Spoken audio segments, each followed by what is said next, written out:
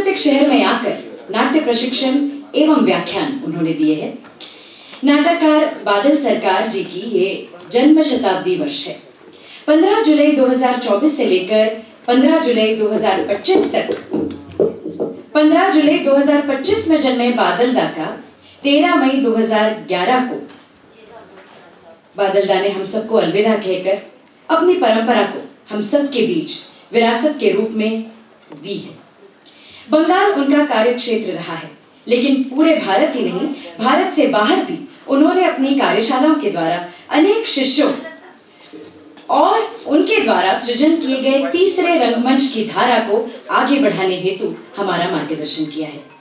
बादल सरकार जन्म शताब्दी समारोह ग्रुप द्वारा ये निर्णय लिया गया कि बादल सरकार जी के जन्म शताब्दी वर्ष की शुरुआत 15 जुलाई 2024 से शुरू कर 15 जुलाई 2025 तक आयोजित की जाए और 15 जुलाई से हर माह की 15 तारीख को वर्ष भर यह आयोजन हर शहर, हर गांव में किया जाए।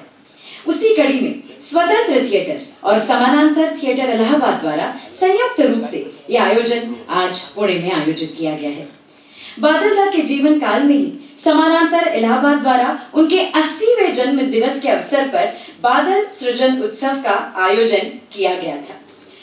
पुणे में आज इस कार्यक्रम की शुरुआत हम लोग बादल दा के रंग सृजन पर केंद्रित फिल्म पाखीरा के प्रदर्शन से करने जा रहे हैं।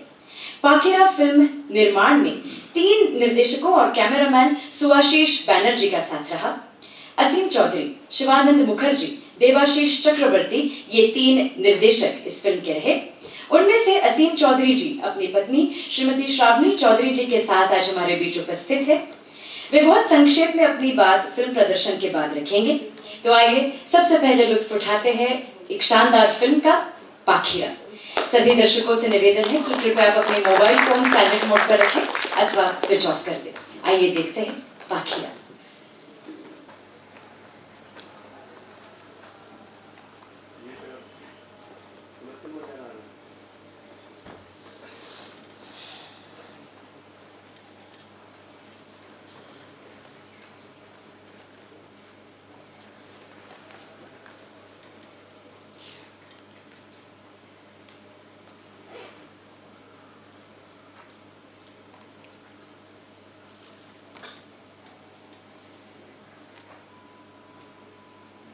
Sound.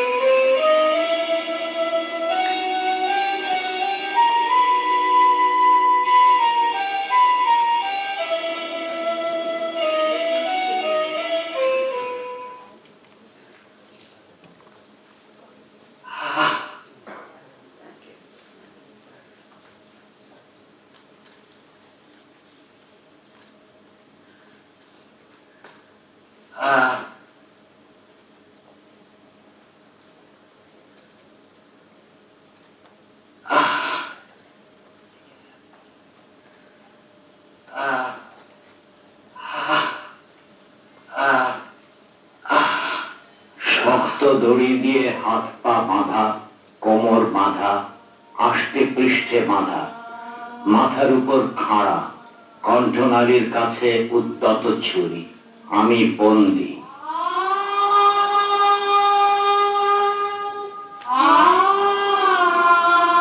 আমি জন্মেছি মুক্ত, আমার অধিকার মুক্তিতে। আমি এখন বন্দী, নিজে বেছে নিয়েছি এই বন্দিত্ব।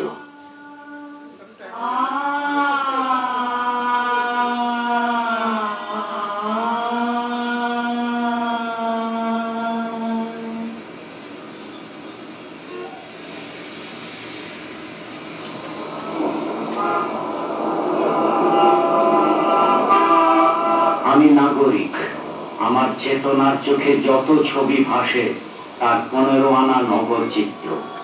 আমি বিভক্ত, আমি অনুখণ্ডিত, গুঁড়ো দিয়ে গাঁথা জটিল ঐক্যতান। আর অনুখণ্ডিত বলেই কখনো সখনো বন্দি থিয়েটার থেকে মুখ ফিরিয়ে রেল বাসের খেয়া পেরিয়ে ধুলো পায়ে হেঁটে পৌঁছে গেছি নানা নাম, দূর দূর গ্রাম। অনেক চেনা, অনেক জানার অভিজ্ঞতা দিয়ে গেঁথেছি এক অন্য নাট্যকথন।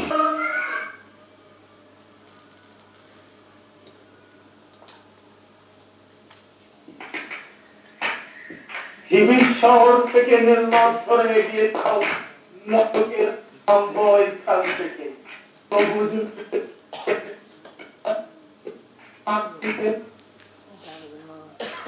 করে যাও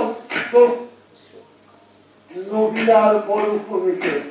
একটা কাঁটা গাছ নেই সেখানে, শুধু সূক্ষ্ম বালি গায়ে পায়ে হাতে মাথায় নাকে চোখে মুখে সর্বত্র। হাওয়া নেই, বাতাস স্থির হয়ে আছে পালুকোনার বোঝা নিয়ে। গরম অসহ্য, কাটিয়ে পুড়িয়ে গনগন করে তুলছে আমাদের শরীর। আমাদের গলায় পায়ে লোহার বেড়ি, করুণে তাতে ফসকা পড়ে। তুমি হাঁটছো আর হাঁটছো নরকের পথে। তবুও যাত্রা শেষ হয় একদিন একদিন নরকে।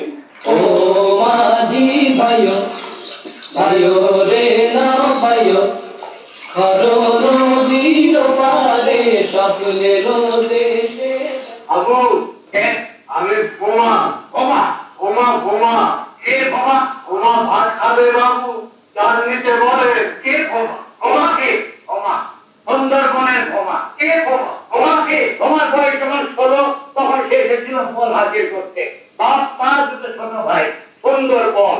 আজ হোক বাবু বোমা স্কুলো কোন হাটে সুন্দরবন। আজকের প্রধান বক্তা doctor Sarbananda Sundar Sundaraiya, chief economic adviser, Sundarban planning commission.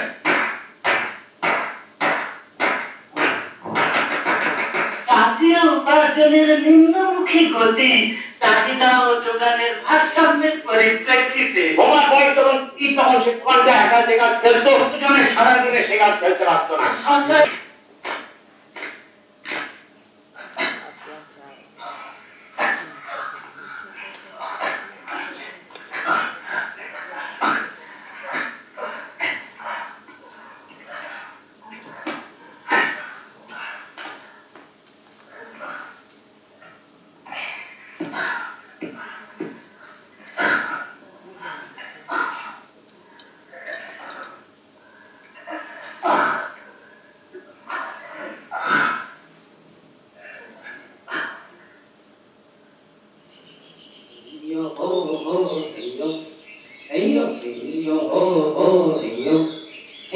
ও মাঝি ভাইও ভাইও রে না ভাইও, খরো নদীর পারে স্বপ্নের দেশে যাইও।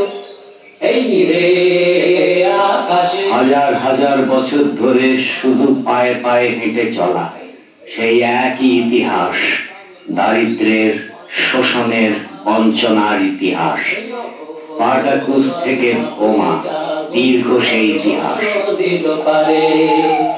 इस फिल्म के निर्माण में जो 3 निर्देशक जिन्होंने इस फिल्म को बनाया, उनमें से एक निर्देशक असीम रॉय चौधरी सर हमारे बीच में है।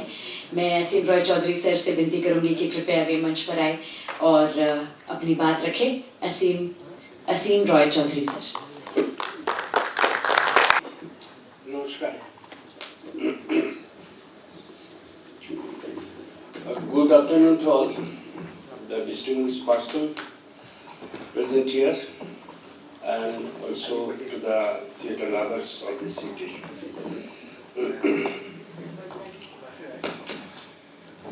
I also do express my gratitude to the organizers who arranged this screening. The Swatantra Theatres of Pune and Samanantar of Allahabad. On the occasion of the Baroda's centenary year, here I want to tell something about this film. Actually, I made a write-up. It was made 34 years ago. So I decided last night that I took some points. I write some points and express my feelings in front of you. So I'm now reading the write-up.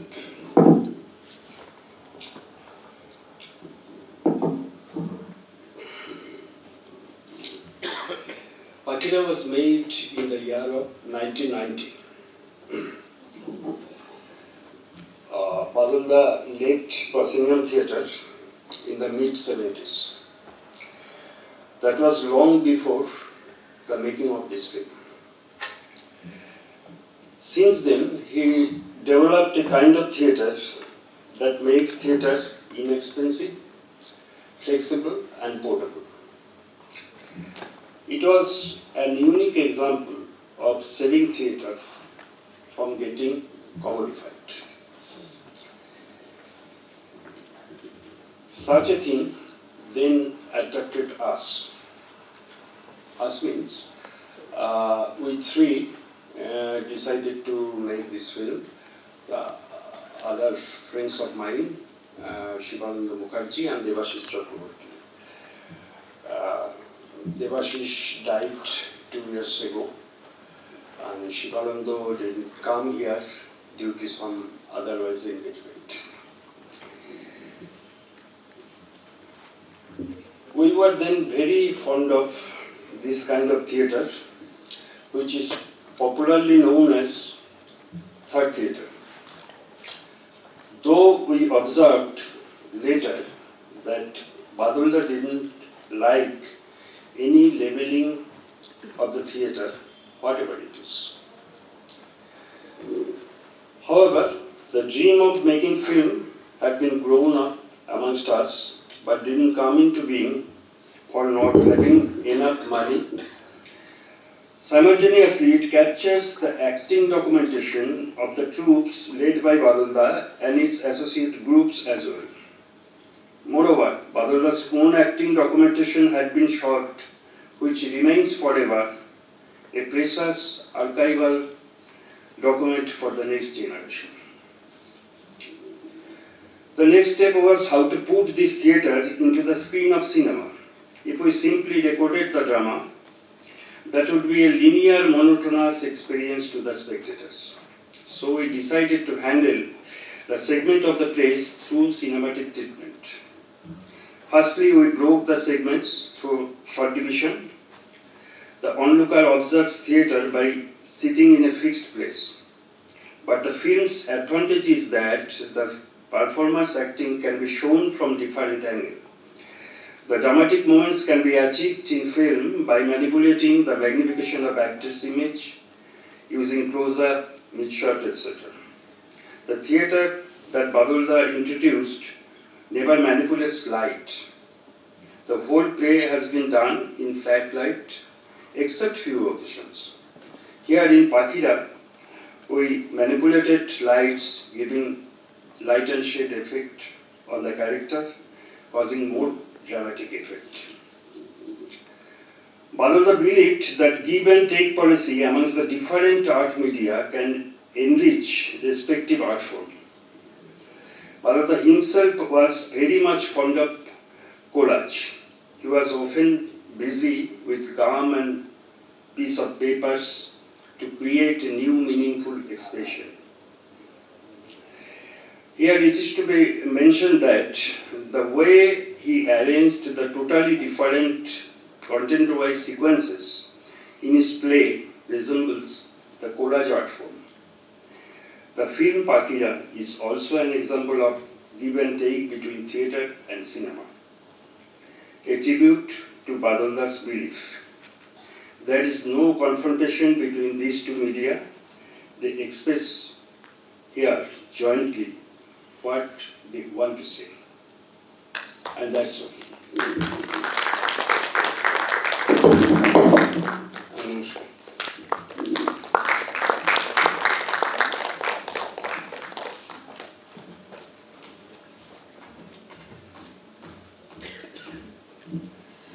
बहुत बहुत धन्यवाद sir.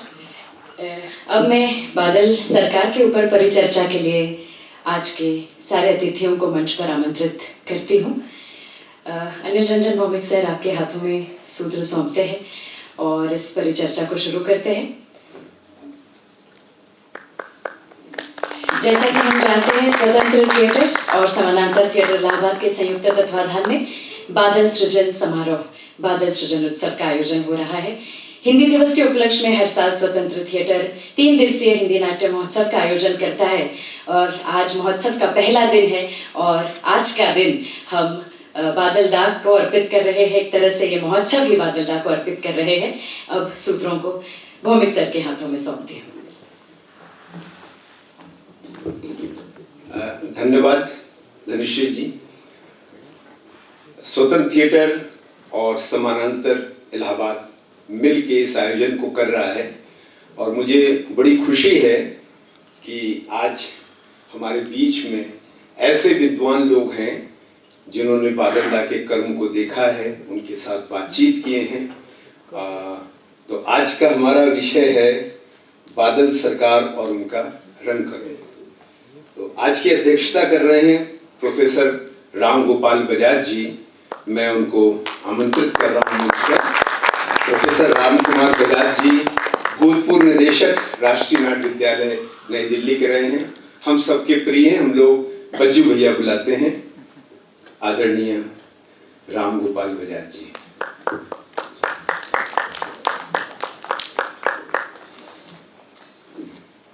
साथ ही हमारे साथ हैं doctor Mohan नगाशे जी, प्रसिद्ध अभिनेता, भूतपूर्व निदेशक फिल्म एंड टेलीविजन संस्थान पुणे के। मैं उन्हें भी मंच पर आमंत्रित करता हूं। थोड़ा जनरल लाइट उधर के जला दीजिए तो अच्छा। हमारे बीच में प्रोफेसर गायत्री चटर्जी जी हैं। मैं उन्हें भी मंच पर आमंत्रित करता हूं। आप फिल्म शिक्षक और लेखक हैं। हमारे बीच में पुणे के वरिष्ठ नाट्य निर्देशक शिक्षक श्री माधव बजे जी हैं। मैं उन्हें भी मंच पर आमंत्रित करता हूं।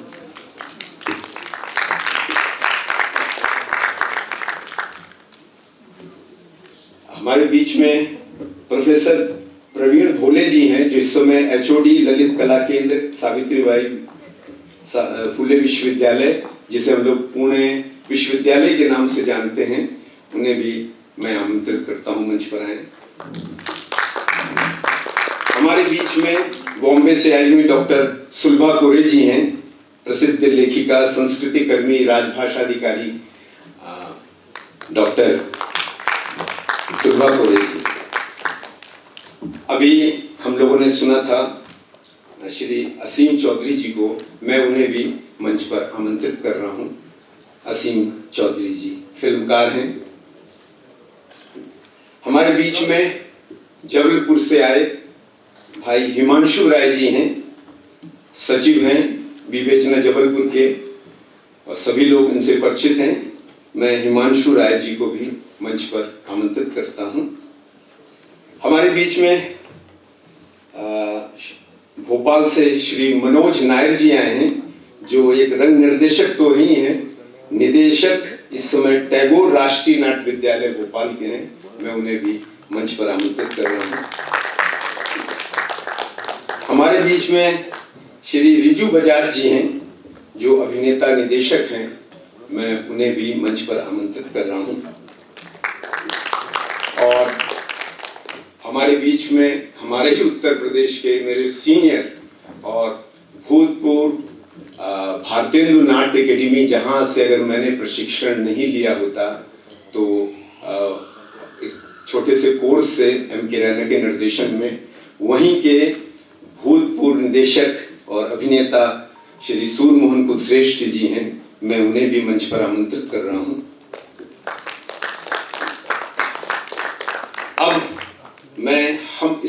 इतना बड़ा आयोजन जो हमारा हो रहा है, उसको जो प्रोड्यूस कर रहे हैं, उसको जो देख रहे हैं, ऐसे युवा युवराज शाह जी को आमंत्रित कर रहा हूं कि वे आए मंच पर।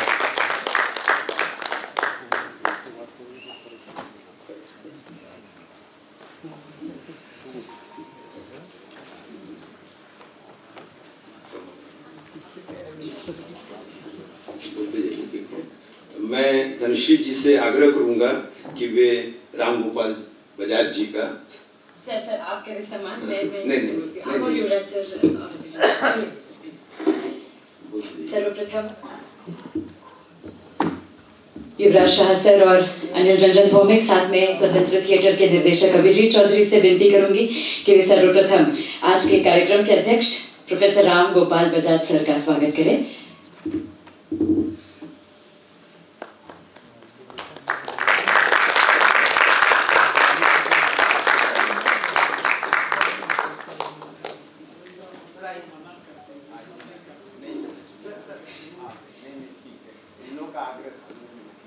उसके साथ साथ प्रसिद्ध अभिनेता एवं भूतपूर्व निर्देशक फिल्म एंड टेलीविजन इंस्टीट्यूट संस्थान पुणे के डॉक्टर मोहन आगाशे जी का स्वागत करेंगे। युवराज सर, भौमिक सर और अभिजीत सर।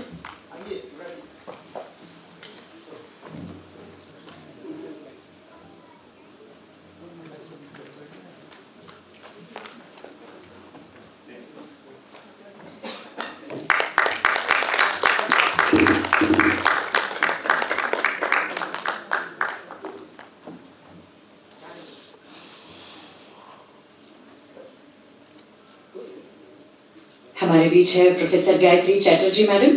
मैं युवराज शाह सर, भौमिक सर और अभिजीत सर से विनती करती हूँ कि वे गायत्री मैम का स्वागत करें।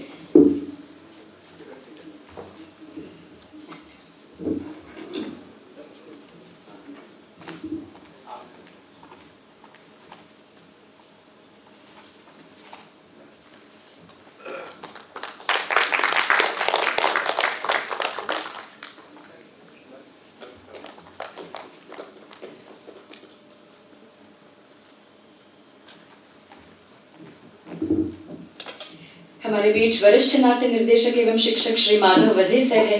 मैं भौमिक सर से और युवराज सर से और अभिजीत सर से विनती करती हूँ कि वे इनका स्वागत करें।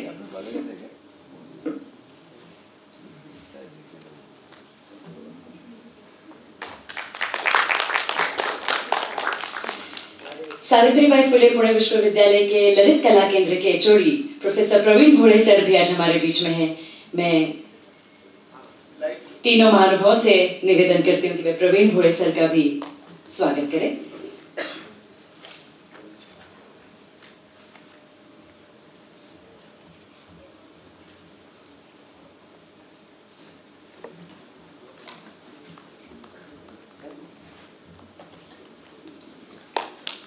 हमारे बीच सीधा मुंबई से पहुंची है डॉक्टर सुलभा कोरे, जो लेखिका है, संस्कृति कर्मी है। मैं विनती करती हूँ कि आप सुलभा कोरे मैडम का भी स्वागत करें।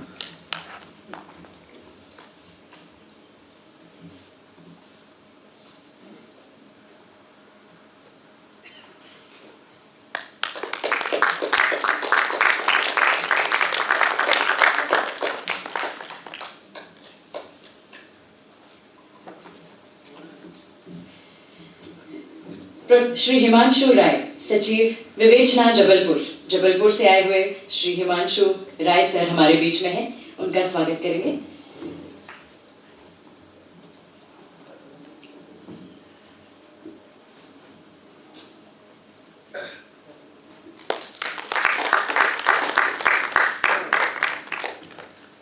अब स्वागत करेंगे श्री असीम चौधरी जी का। कोलकाता से पुणे खास इस कार्यक्रम के लिए पधारे श्री असीम चौधरी सर।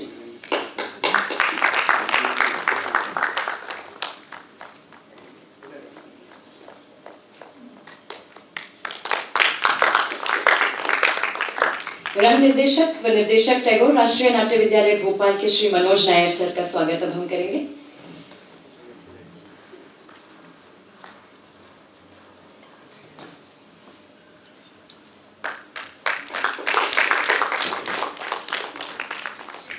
अभिनेता और निर्देशक श्री रिजू बजाज जी का स्वागत अब हम करेंगे।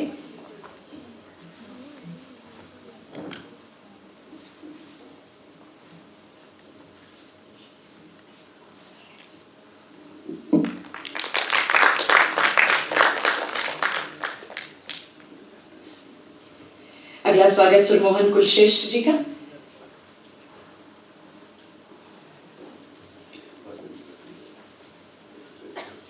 एक्स डायरेक्टर ऑफ भरतेंदु नाट्य विद्यालय, बहुत बहुत स्वागत है सर।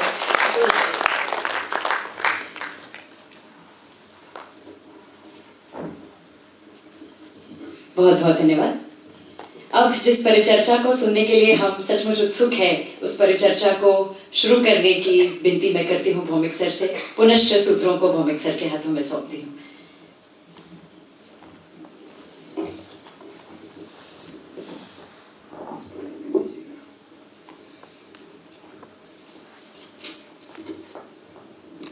जब बादल दा 80 वर्ष के हुए थे तो हम लोगों ने बादल दा की जन्म मनाया इस संदर्भ में कि जीवित रहते हुए व्यक्ति का भी सम्मान होना चाहिए। तो 80वें वर्ष से हम लोग लगातार समानांतर उनका 15, 16, 17 जुलाई को बादल सृजन उत्सव के नाम से हम लोग ये कार्यक्रम करते आ रहे हैं, जिसमें श्रमिक दा बहुत बार आए, उनकी पत्नी विशाखा राय जी कई बार आए, उनके ग्रुप के दल आए, बहुत सारे लोग आते रह गए।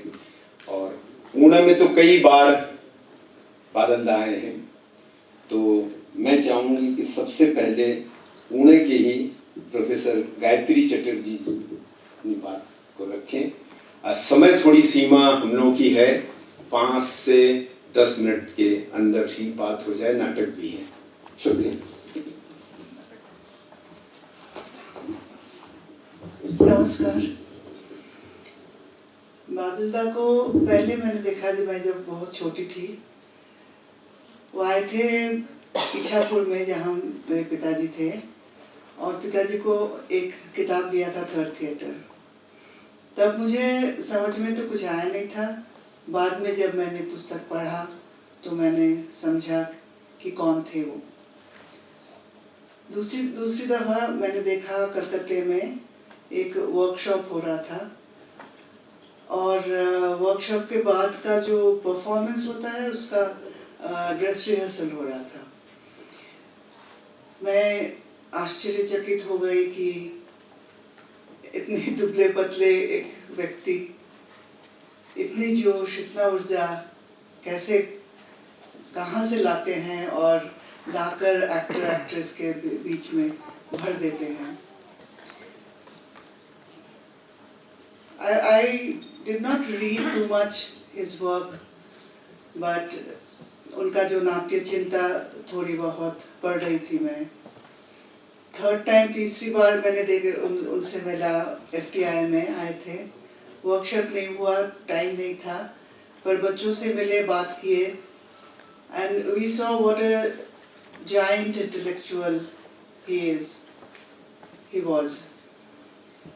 Intellectual, at the same time activist, नाट्य रचयिता, at the same time नाट्यकर्मी, एक्टर।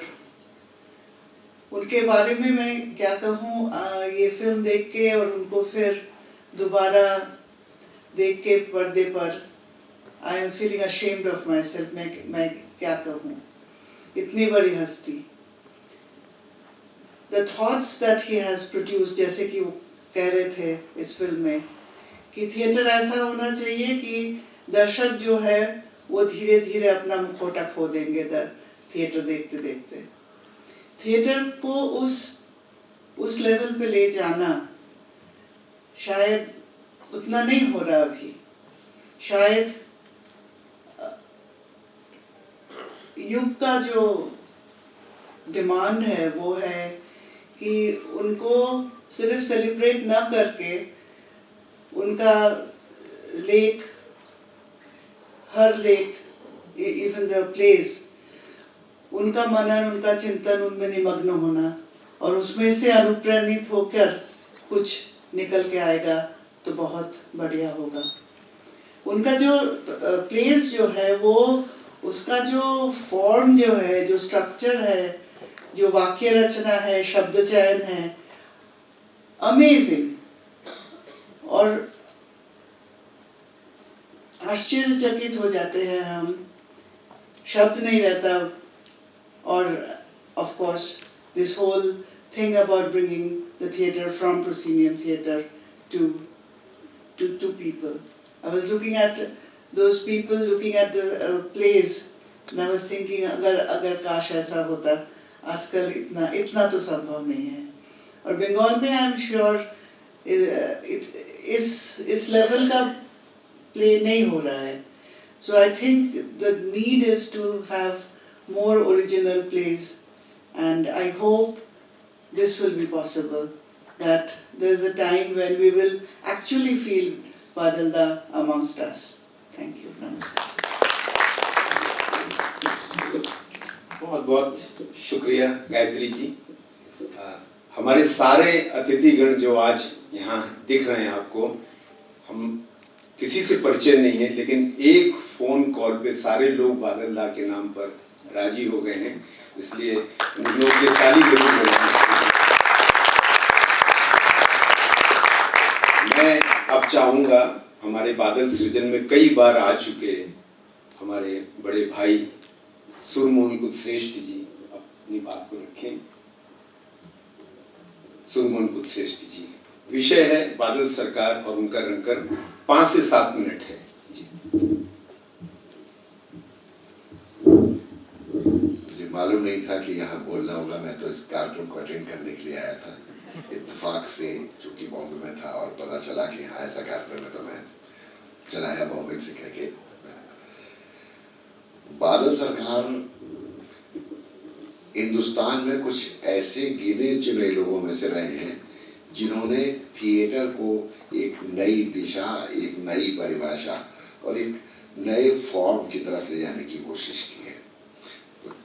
और भी कुछ नाम हैं, हबीब साहब का नाम है, वानीकर ने भी कुछ इस तरह का किया नए के लिए। लेकिन जिस तरीके से बादल सरकार ने एक ऊंचाई पे पहुंचने के बाद, जब उनके आप पुराने नाटकों को आप देखें, चाहे पगला घोड़ा हो, चाहे बाकी इतिहास हो एवं इंद्रजीत हो, ये नाटक एक फिलोसफिकल और साइकोलॉजिकल लेवल पे ट्रीट करते हैं और एक तरीके से उसमें एक इंटेलेक्ट और सोचने की, मन की दिशा को बदलने वाले नाटक है ये, जीवन के अर्थ को समझने वाले नाटक है ये। और उसमें उस तरह के नाट्य लेखन में जब वो एक बहुत ऊंचाई पर थे, जब मुझे याद है कि जो मतलब बादल सरकार इसने हिंदुस्तान के गिने चुने नाट्य लेखकों में से शुमार थे उस वक्त में, तो उस तरह का नाटक लिखने वाले, उस तरह के नाटक से हम सबको सम्मोहित करने वाले, हम सब लगभग उनके नाटकों के बहुत प्रेमी थे और उनको बहुत गहराई से पढ़ते थे। उनकी कविताएं जो उनके नाटकों में होती थी उनको याद करते थे। और अचानक वो आदमी अपना पूरी दिशा बदल देता है। जो फिलोसफिकल और साइकोलॉजिकल कंसर्न्स के बजाय उनके नाटकों में सोशल कंसर्न्स आ जाते हैं, और वो कंसर्न्स आने के बाद बिल्कुल अलग तरह के नाटक, अलग फॉर्म में, और फॉर्म के नाटक, और फॉर्म भी खुद उन्होंने क्रिएट करने की, जिस तरह का फॉर्म क्रिएट करने की कोशिश की बादल दा ने अपने लिए, तो वो फॉर्म अपने आप में अद्भुत था। दर्शकों के पास जाना, मेरा मानना है, और पीटर ब्रूक ने भी कुछ इसी तरीके से डिफाइन किया है कि थिएटर में सबसे इम्पोर्टेंट अगर कोई 3 चीज़ें हैं तो वह है परफॉर्मर, स्पेस और ऑडियंस। हमारे यहाँ जिस तरह का थिएटर का डेवलपमेंट हुआ, बड़े शहरों में तो ऑडिटोरियम्स हो गए, तो स्पेस बदल गया, लेकिन पूरे हिंदुस्तान में जो जिस तरह के परफॉर्मेंसेस होते हैं उस तरह के स्पेसेस, हमारा अगर अपने उत्तर प्रदेश की हम बात करें तो बहुत सारे शहरों में अभी तक कोई ऑडिटोरियम नहीं है। गांव की तो बात ही छोड़ दीजिए, जहाँ ऑडिटोरियम होने का सवाल ही नहीं है। तो और हमारा सारा का सारा थिएटर का जो फॉर्म जो डेवलप हो रहा था, एक्टर्स की जो सारी ट्रेनिंग हो रही थी, वो सब प्रोसिनियम थिएटर के हिसाब से हो रही थी। इसलिए छोटे शहरों और छोटी जगहों से थिएटर गायब होता चला गया और वो सीमित होता गया। बादल दा ने शायद इस स्पेस और ऑडियंस और परफॉर्मर इन तीनों की जो रिलेशनशिप है इसको गहराई से समझा और उन्होंने अलग स्पेस के हिसाब से अपनी रंग शैली विकसित करी और जिस तरीके से दर्शकों के साथ उस स्पेस का और परफॉर्मर का कैसे संबंध बनेगा उसको ध्यान में रखते हुए और सोशल कंसर्न के साथ जो नई अपनी शैली विकसित करी जिसको अभी हम लोगों ने फिल्म में भी देखा। हालांकि फिल्म में उनके पुराने नाटकों का भी जिक्र होता तो मुझे लगता है कि शायद वो पूरी बात होती, वो या हो सकता है किसी और हिस्से में या हो उसका जिक्र या उसके ऊपर अलग फिल्म बने, लेकिन वो जो उनका पहले का काम है वो भी कम महत्वपूर्ण नहीं है। मुझे ऐसा लगता है मेरा मतलब उत्तर प्रदेश में बादल दा का आना मेरे ख्याल से अनिल रंजन भौमिक ने ही सबसे पहले बादल दा को लखनऊ बुलाया और उत्तर प्रदेश बुलाया, जामगढ़ में बुलाया था। उसके बाद फिर वो लखनऊ में भी आए और लखनऊ में भी उन्होंने कुछ वर्कशॉप्स की, हम लोगों सबके साथ इंटरेक्शन हुए उनके, तो उससे उनकी मतलब वो किस दिशा में काम कर रहे हैं। लेकिन अभिनेता के तौर पे तो आज फिल्म में वो बातचीत और एक निर्देशक एक कंसेप्ट बनाने वाले के तौर पर तो उनको जाना था, वर्कशॉप्स में जाना था, लेकिन पूरे तौर पे अभिनेता के तौर पे कभी देखने का मौका नहीं मिला था मुझे, वो आज इस फिल्म के माध्यम से मुझे मौका मिला। तो लेकिन यह है कि बादल दा का काम बहुत आगे नहीं बढ़ पाया, जिसको उन्होंने थर्ड थिएटर कहा, यानी फर्स्ट थिएटर वो जो ट्रेडिशनल थिएटर होता रहा है और सेकंड थिएटर जो कि हमारे यहाँ का फोक थिएटर है, तो फोक थिएटर की तरफ पूरा हिंदुस्तान बढ़ने लगा था कि नहीं हमारा फोक और वो जो रियलिस्टिक थिएटर और प्रोसीनियम थिएटर में और भी जो फॉर्म्स होते हैं उनको वो फर्स्ट थिएटर बादल दा ने कहा और सेकंड थिएटर जिसको फोक को ध्यान किया और उन्होंने थर्ड थिएटर इसीलिए उसको कहा कि ये ना तो हमारा ट्रेडिशनल या रियलिस्टिक थिएटर होगा ना हमारा फोक होगा, ये इसके लिए नए स्पेस में ऑडियंस के साथ नया रिश्ता बनाने के लिए नए फॉर्म की ज़रूरत है, उसके लिए वो जूझ रहे थे। और मुझे अभी भी लगता है कि वो काम बहुत आगे नहीं बढ़ पाया, लेकिन हमें नए स्पेसेस में को तलाशना चाहिए। उस नए स्पेस में परफॉर्मर और ऑडियंस की कैसे रिलेशनशिप बन सकती है, वहाँ के लिए कौन सी शैली है, इसके ऊपर बहुत काम करने की ज़रूरत है।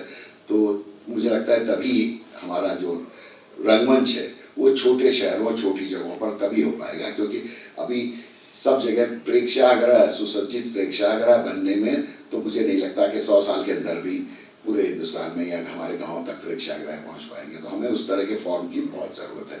मुझे यहाँ बोलने का मौका दिया, बहुत बहुत शुक्रिया। बहुत बहुत आभार सुखमोहन जी। बादल दा 1980 में पहली बार उत्तर प्रदेश में समानांतर में आए थे। अगर बादल दा आजमगढ़ में हम लोगों के पास नहीं आते तो आज मैं यहाँ खड़ा नहीं होता, समानांतर 47 साल अपना मना न रहा होता। क्योंकि वो जो छोटी शहर की बात कर रहे थे, कुछ भी नहीं था तब, इस फॉर्म को लेकर हम लोगों ने बहुत काम किया है। मैं अब डॉक्टर सुलभापुरे जी को बताऊं कि वो 2 शब्द।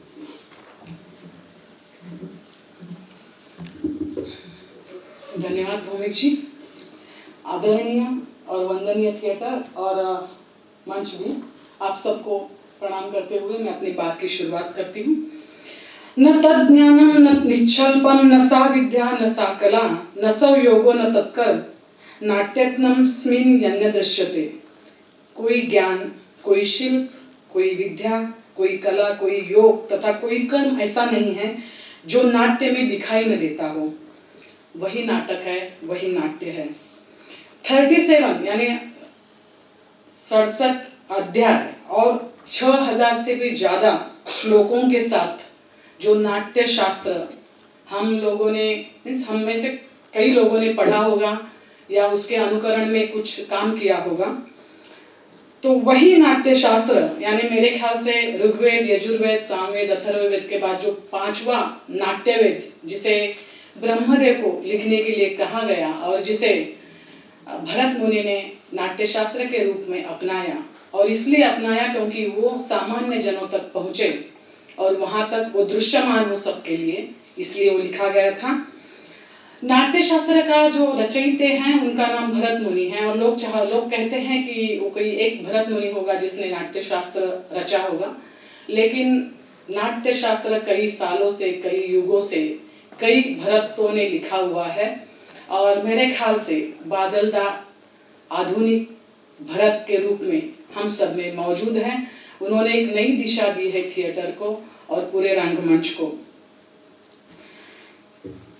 हालांकि नाट्य संदर्भ के रूप में भरत एक जातिवाचक शब्द है, जो कि आधुनिक भरत के रूप में हम जब बादल सरकार को कहते हैं, मैं कहती हूँ मेरे अनुसार, मैंने अपने जानकारी और इसके अनुसार मैंने ये संज्ञा उपयोग में लाई है।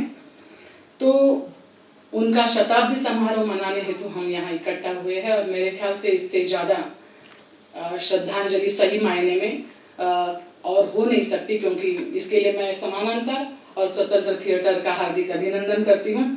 मैं नाटककार नहीं हूँ, लेकिन नाटक प्रेमी हूँ। आमतौर पर मराठी और बांग्ला में नाटक प्रेमी होना ये आम बात होती है। हर कोई मराठी यानी महाराष्ट्र का हर कोई बंदा बंदी और बांग्ला का नाटक के प्रति बहुत अभिभूत रहते हैं, बहुत देखते हैं नाटक। और मैंने बचपन से नाटक देखा है, महसूस किया है। पिता मेरे रंगकर्मी थे, तो मेरे ख्याल से वही एक बात होगी जो मुझ में आई है। राज्य नाट्य प्रतियोगिता में जो महाराष्ट्र के होती हैं, वहाँ मैंने अभिनय भी करने की कोशिश की और फिर परीक्षक के रूप में, निर्णायक के रूप में भी काम किया।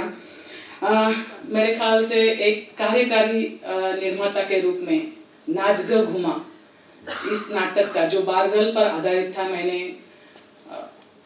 निर्माण भी किया। अनेक नाटकों का NSD में गई थी मैं पार्टी का अनुवाद करने के लिए। NIFT के साथ जब मेरी PhD चल रही थी तब भी उनके साथ संबंध आया और एक अनेक नाटकों एकांकियों का अनुवाद करते हुए नाटक के साथ मैं जुड़ गई और मुझे इन सब के बीच यहाँ खुद को मैं गौरवान्वित महसूस कर रही हूँ। बादल सरकार सिर्फ नाम ही काफी है। 1925 से लेकर 2011 तक का बादल काल, जो स्थापित दौर के विरोध में किए जाने वाले नाटकों के लिए जाना जाता है, उसमें 1970 के नक्सलाइट अभियान को भी उन्होंने जोड़ा है। थिएटर को मंच यानी प्रोसिनियम से बाहर निकालकर जन जन तक पहुंचाने के लिए उन्होंने ढेर सारा काम किया है, जिसको यहाँ हम बताने जाएंगे तो मेरे ख्याल से 3 दिन पूरे नहीं होंगे। 1966 में स्थापित उनकी शताब्दी से उन्होंने थर्ड थिएटर ग्रुप की शुरुआत की और मेरे ख्याल से 50 से ज़्यादा नाटकों का उन्होंने लेखन किया, जिसमें एवं इंद्रजीत, बासी खबर, सारी रात आदि सारी अनेक नाटक उसमें हैं।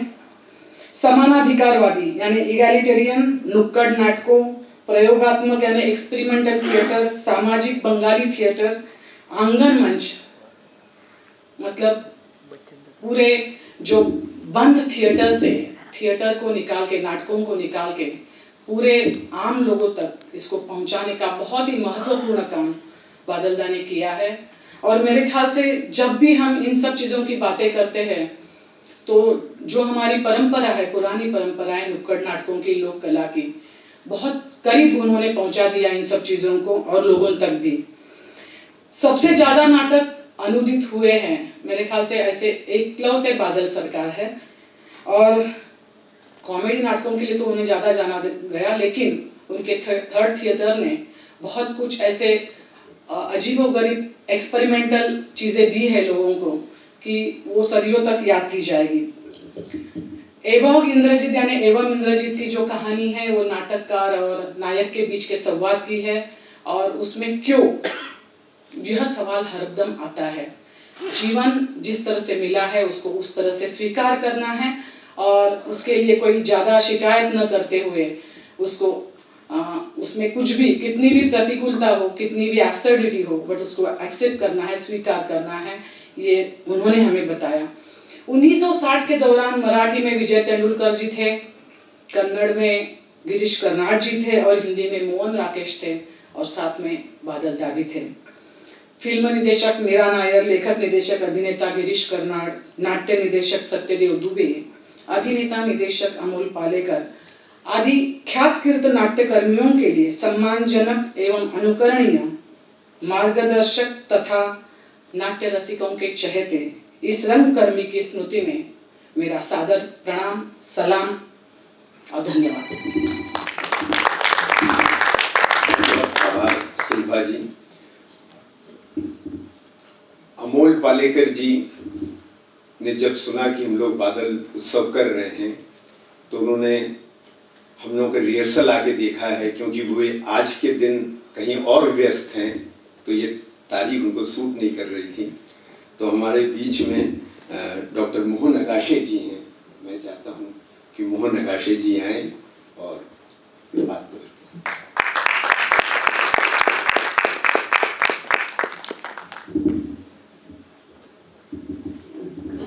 नमस्कार।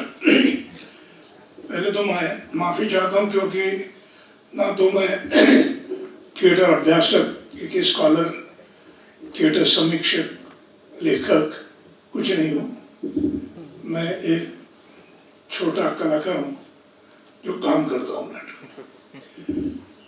लेकिन इतने साल में जितने भी नाटक देखने को मिले और उन व्यक्तियों से मिलना हुआ, उसमें से बहुत गिने लोग थे जो हाथ की उंगली पे गिन सकते हैं कि जिन्होंने थिएटर के बारे में पूरा अपना एक ओरिजिनल विचार सिर्फ किया नहीं, लिखा नहीं, करके दिखाया।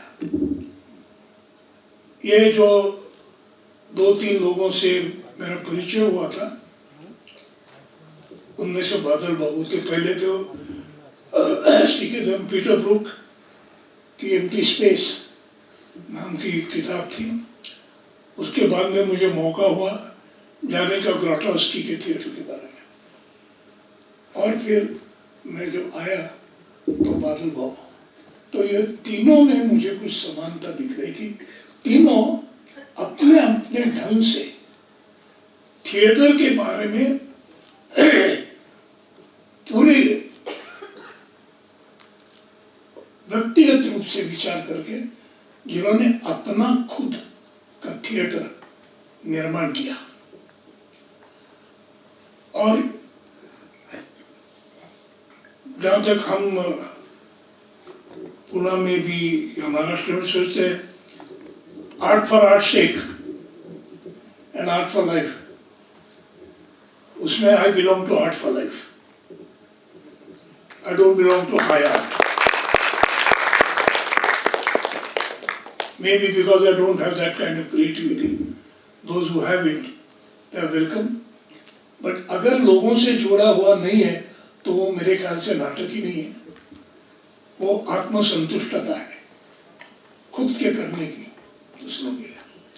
और ऐसी सोच जिन्होंने थी, जिनका थिएटर दिन ब दिन अपने विचार के करीब होके बदलता हुआ थिएटर हो गया, उनमें से बादल बाबू बहुत अग्रेसर हैं।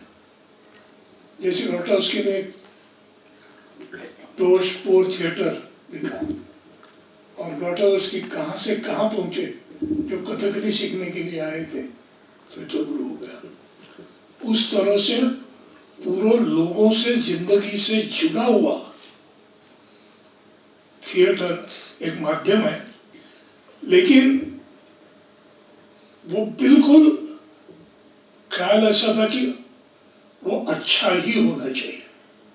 आई see great difference between street theatre and Badal Babu's theatre.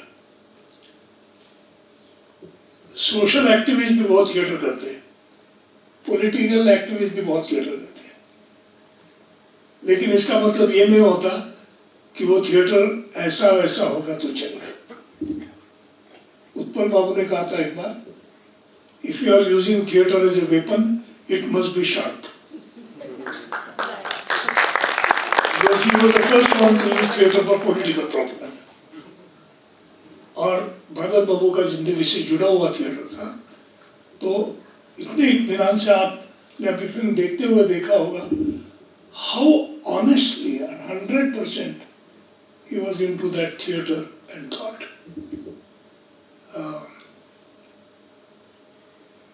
बहुत मुश्किल है ये जो उन्होंने किया है, बहुत मुश्किल है। उसके बाद अभी तक मेरे ख्याल से ऐसे सोच होगा थर्ड ईयर वाला कोई theatre thinker and a practitioner मैंने देखा नहीं है। धन्यवाद। आप मुझे माफ करेंगे, मेरी डॉक्टर की अपॉइंटमेंट है इसलिए मैं जा रहा हूँ। Thank you.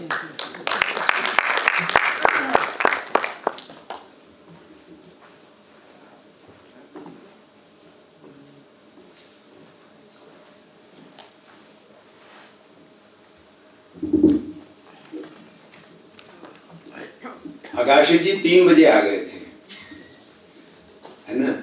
तो क्योंकि कहीं कंफ्यूजन था 3 बजे का, फिर घर गए, कोई अपॉइंटमेंट था, किसी को दिया था 4:45 बजे का, उसको निपटा के आए। तो उनके प्रति मैं शुक्रिया ही अदा करूंगा कि घर जाके दोबारा आए और हम लोग की बातचीत को उन्होंने हमारी जो आग्रह था उस आग्रह को उन्होंने माना।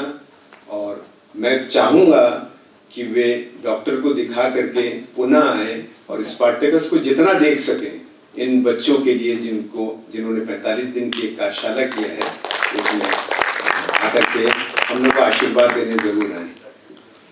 हमारे बीच में जबलपुर से हिमांशु राय जी आए हैं। हिमांशु राय जी पूरे भारतवर्ष के नाटकों पर उनकी दृष्टि रहती है, क्योंकि विवेचना राष्ट्रीय नाट्य समारोह जो होता है वो कोलकाता में नांदीकार फेस्टिवल के बाद विवेचना नाट्य समारोह ही राष्ट्रीय नाट्य समारोह हम लोग जानते थे। भारंगम आरंगम तो उसके बाद की बात है। और हमारे आग्रह पर वो कई बार इलाहाबाद आए, बादल सृजन उत्सव में भी आए। मैं उन्हें बड़े आदर से याद कर रहा हूँ। आइए और अब संक्षेप में अपनी बात को रखिए। हिमांशु जी।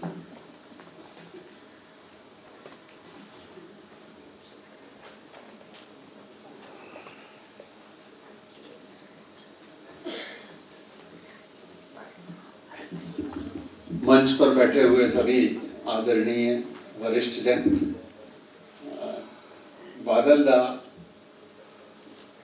मुख्य रूप से बांग्ला में थिएटर करते थे, लेकिन उनके थिएटर से पूरे हिंदी थिएटर को एक नई दिशा मिली और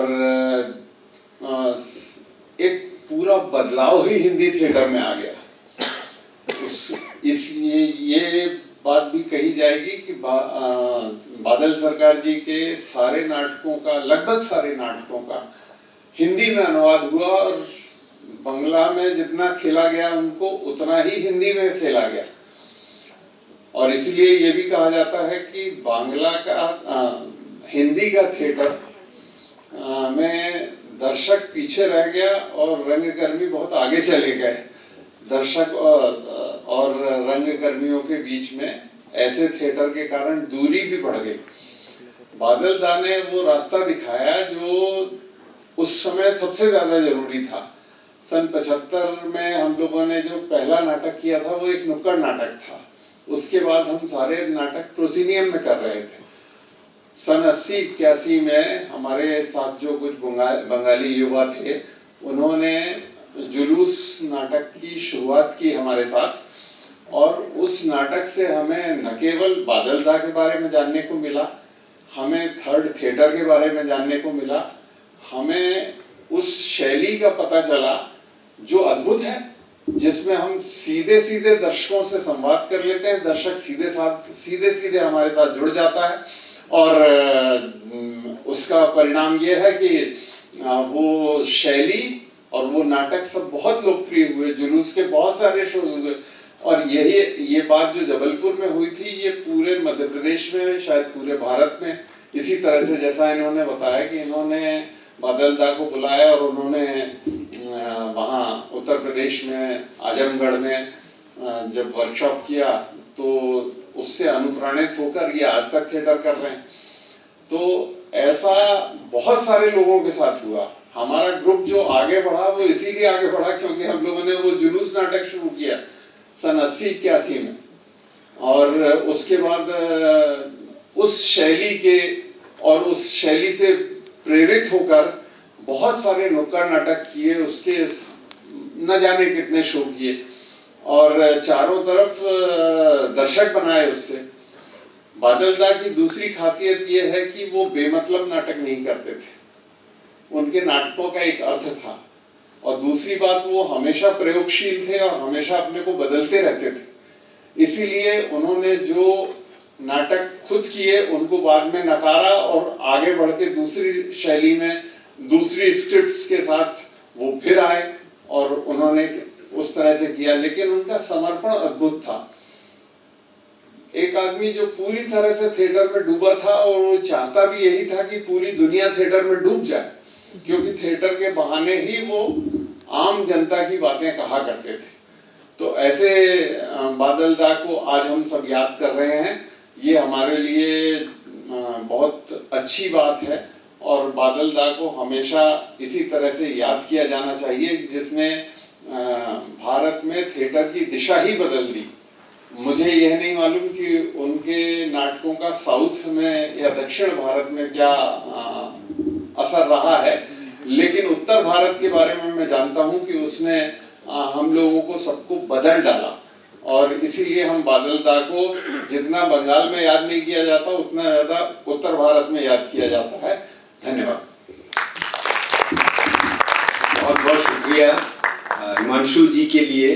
तमिलनाडु में उनके सबसे ज्यादा शिष्य हैं और सबसे ज्यादा संस्थाएं हैं। प्रसन्ना जी उसी में से निकले, उनका समुदाय जो बहुत छा गया था। मैं पुणे के ही वरिष्ठ रंग निर्देशक शिक्षक श्री माधव बजेज जी को आमंत्रित कर रहा हूँ। माधव जी ने जरूर, जब बादल दा यहाँ कई बार आए हैं, उनको देखा होगा, उनकी बातें सुनी होंगी, क्योंकि हम लोगों को उस दिन अमोल पालेकर जी और उनकी पत्नी संध्या जी ने बहुत सारी बातें बताई। तो कुछ हम लोग बजे साहब से भी सुनते हैं।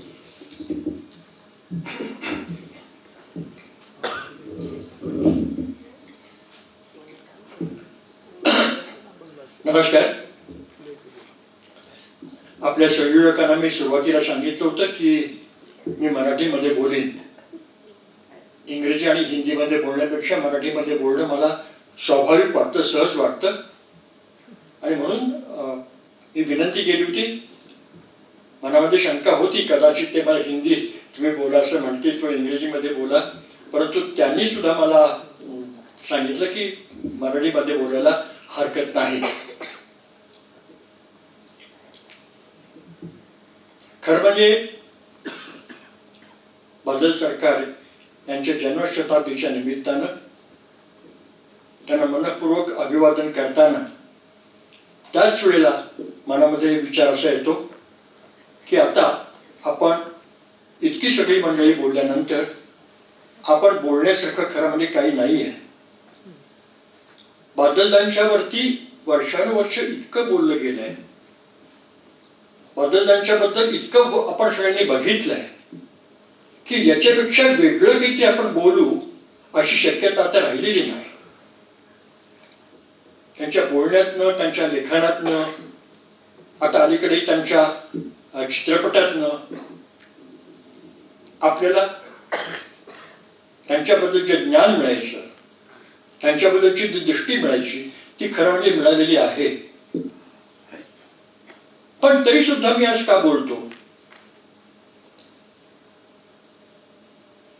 आपल्या या समारोहाचं निमंत्रण गेल्यानंतर मी बादलदांचा विचार करत असताना, पुन्हा पुस्तकातनं जात असताना अचानक समोर एक आलेख आला.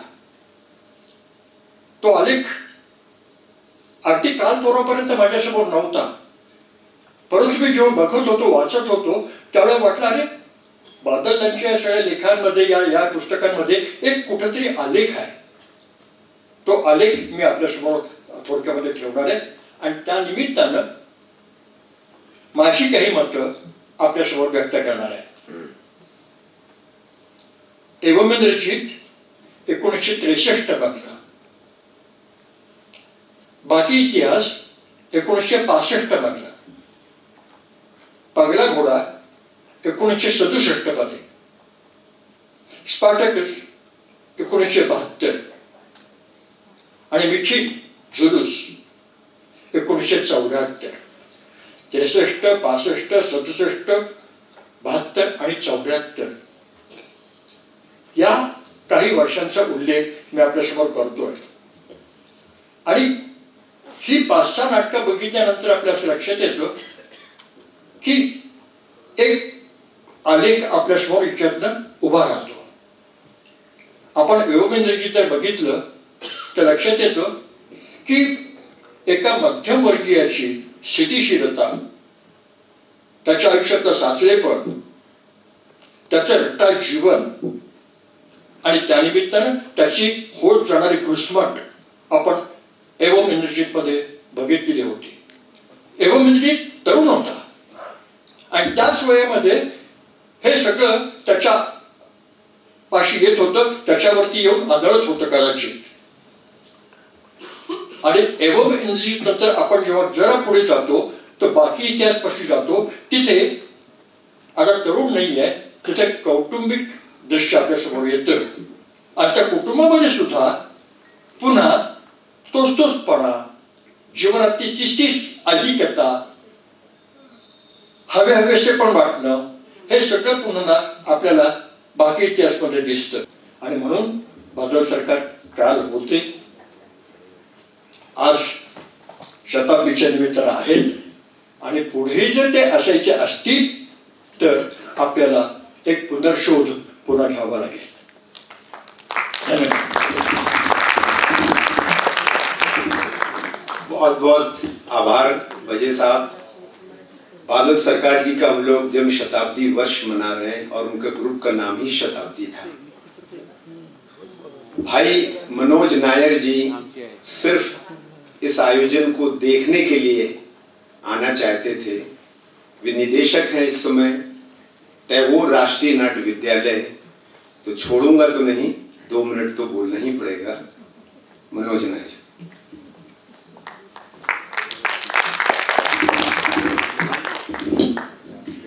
नमस्कार. मुझे यहाँ बुलाने के लिए, बुलाना क्या, मैंने खुद बोला कि मैं आना चाहता हूँ. Hello hello. बादल सरकार जी को समझना और उनको पढ़ना, उनको सिर्फ पढ़कर या सिर्फ सुनकर यहाँ वक्तव्य देना मेरे लिए थोड़ा मुश्किल है. लेकिन जहाँ तक देखा है, जहाँ तक सुना है, बाय डिफ़ॉल्ट हम लोगों के अंदर बादल सरकार हैं. मैं सबटेक्स्ट पे काम करता हूँ. मुझे लगा कि थिएटर में एक नई इजाद मैंने की है कि मैं बॉडी लैंग्वेज पे काम कर रहा हूँ, नॉन वर्बल थिएटर के अंदर बॉडी के साथ काम कर रहा हूँ. और जब धीरे धीरे समझ बढ़ी तो पता चला ये सारे काम पहले ही हो चुके हैं. और अभी भौमिक जी भोपाल आए थे तो वहाँ मैं बहुत ज़्यादा प्रभावित हुआ बादल सरकार के काम से. तो अभी बहुत ही जल्दी हम लोग नाट्य विद्यालय में भी जन शताब्दी समारोह मनाएंगे आपके सहयोग से. मैं ये घोषणा करता हूँ और थैंक यू वेरी मच. और इतना बड़े लोगों के साथ, आप सम्मानित लोगों के साथ मंच साझा करने के लिए, यहाँ बुलाने के लिए, और आने वाले समय में जो भी ड्रामा होंगे उन सबको बहुत सारी बधाई, शुभकामनाएं. और मेरे ख्याल से 7 बजे प्ले का समय है तो हम जल्दी खत्म करते हैं. Thank you very much.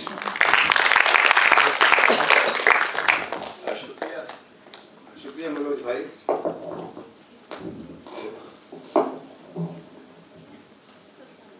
आप Tagore national school of drama के डायरेक्टर हैं और हमारे पुणे शहर में हम लोगों के ललित कला विभाग है और मैं वहाँ रोज मॉर्निंग वॉक में परफॉर्मिंग आर्ट सेंटर जाता हूँ. क्या दृश्य है वहाँ का ओपन थिएटर का, मैं उसे देखता हूँ. और वहीं मेरी मुलाकात हुई है हमारे भोले जी से, प्रवीण भोले सर से. मैं चाहूँगा कि प्रवीण भोले जी आए और बादल दा पर अपनी बातचीत को रखें.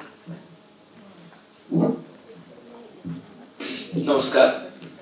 एक्चुअली हम सभी रंगकर्मी हैं, नाटक वाले हैं और किसी के बारे में सुनने बोलने से ज़्यादा नाटक देखने करने में ज़्यादा रुचि रखते हैं. 7 बजे एक नाटक का परफॉर्मेंस है तो हम तो उसी की राह देख रहे हैं. लेकिन फिर भी कुछ 2-3 पॉइंट्स है बादल सरकार के बारे में उनको आपके साथ शेयर करके जल्दी से मैं ख़त्म कर दूंगा। जैसे हमने वो फिल्म में भी देखा और फिल्म के जो निर्देशक थे उन्होंने फिल्म के बारे में जब अपनी बात कही उसमें भी उन्होंने उसका जिक्र किया कि थिएटर को एक कमोडिटी बनने से बादल बाबू ने रोका। जैसे कि हम जानते हैं कि जब थिएटर कभी भी किसी रंगमंच पे होता है, इस तरह के बाल गंधर्व यशवंतराव या और कोई भी प्रोसिनियम टाइप के थिएटर में होते हैं, अच्छा सा माहौल होता है, अच्छा स्टेज बना होता है, साउंड सिस्टम लाइट से इक्विप्ड होता है, अच्छी खासी सीटें होती है, एयर कंडीशन होता है और हर चीज के लिए कुछ ना कुछ तो पैसा देना पड़ता है।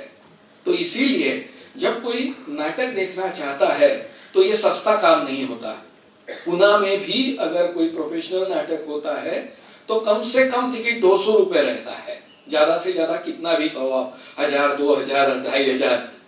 तो नाटक देखना ये एक बड़ी ही महंगी एंटरटेनमेंट आज के दिनों में, सिर्फ आज के दिनों में नहीं, पहले से ही रही है। आज के दिनों में तो एंटरटेनमेंट का पूरा रुख ही बदल गया है। एंटरटेनमेंट इतनी सस्ती हो गई है, इतनी चीप हो गई है और इतनी एक्सेसिबल हो गई है कि हमारे मोबाइल में रील्स के जरिए हम तक आ गई है और हमें वो इतनी पावरफुल तरीके से हम पे हावी हो चुकी है कि हम उसकी बजाय कोई दूसरी भी एंटरटेनमेंट हो सकती है उसके बारे में सोच भी नहीं सकते।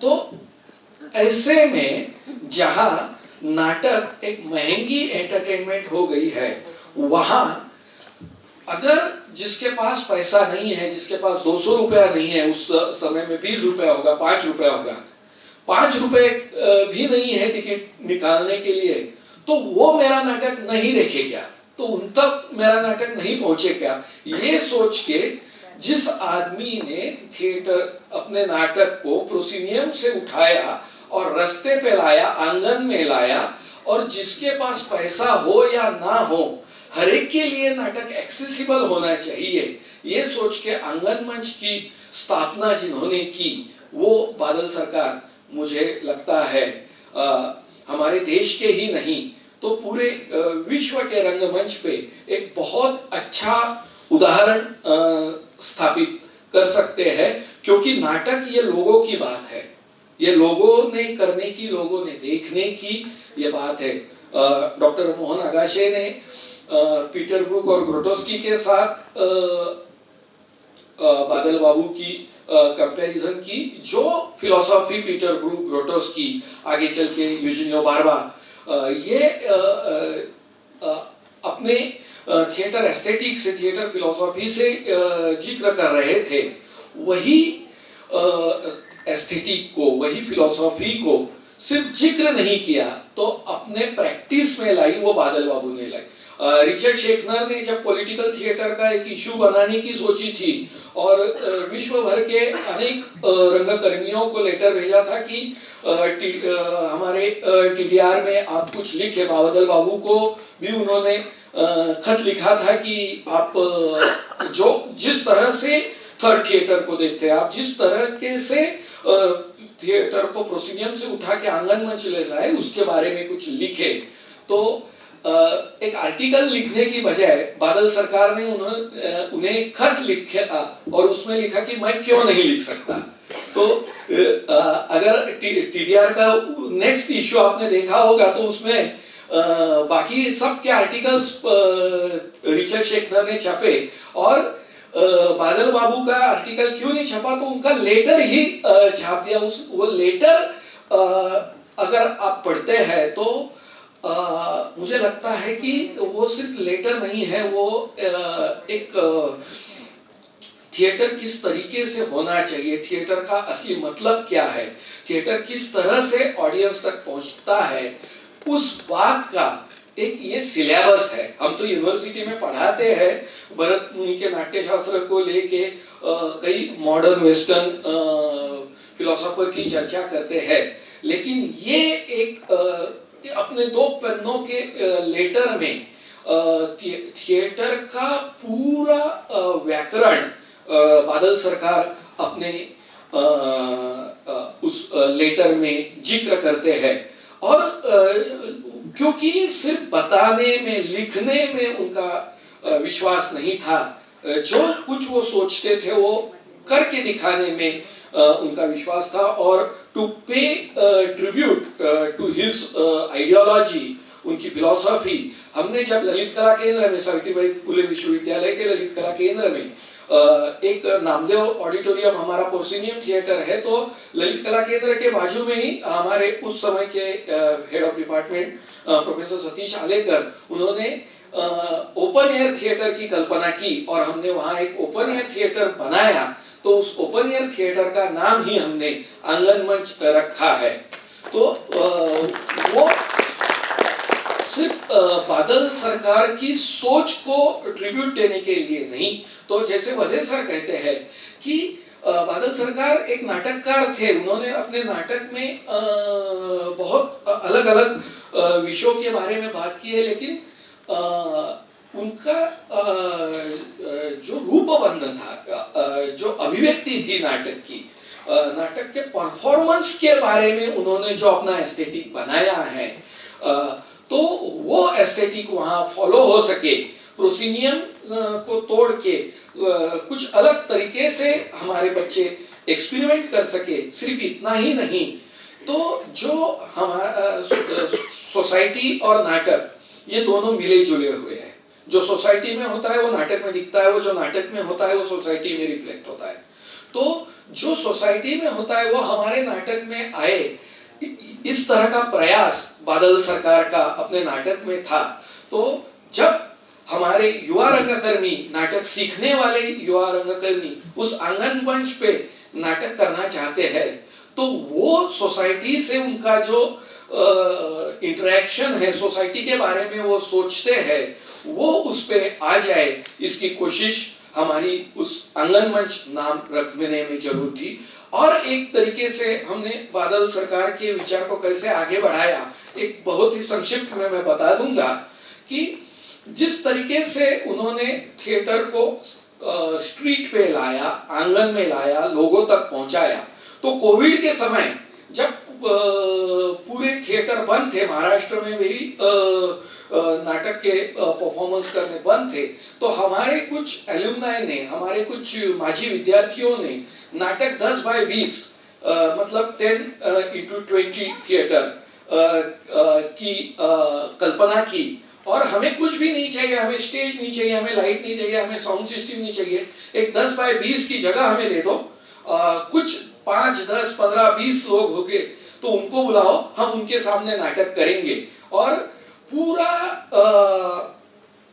जो टेक्निकल लायबिलिटीज थिएटर का रहता है वो पूरा जुगाड़ के हमारे बच्चों ने कुछ नाटक किए। और मुझे ये कहने में गर्व होता है कि कोविड के उन दिनों में जब सब कुछ बंद था, हमारे स्टूडेंट में पुणे के इर्द गिर्द में जाके, छोटे छोटे गांवों में जाके, हॉस्पिटल में उन्होंने परफॉर्मेंस किए, पार्किंग में किए, वृद्धाश्रम में किए, करीबन 150 से 250 तक परफॉर्मेंसेस हमारे स्टूडेंट्स ने उन्होंने किए। उसमें एक पागल बाबू का भी नाटक था, हत्तमाला के पल्ल्या।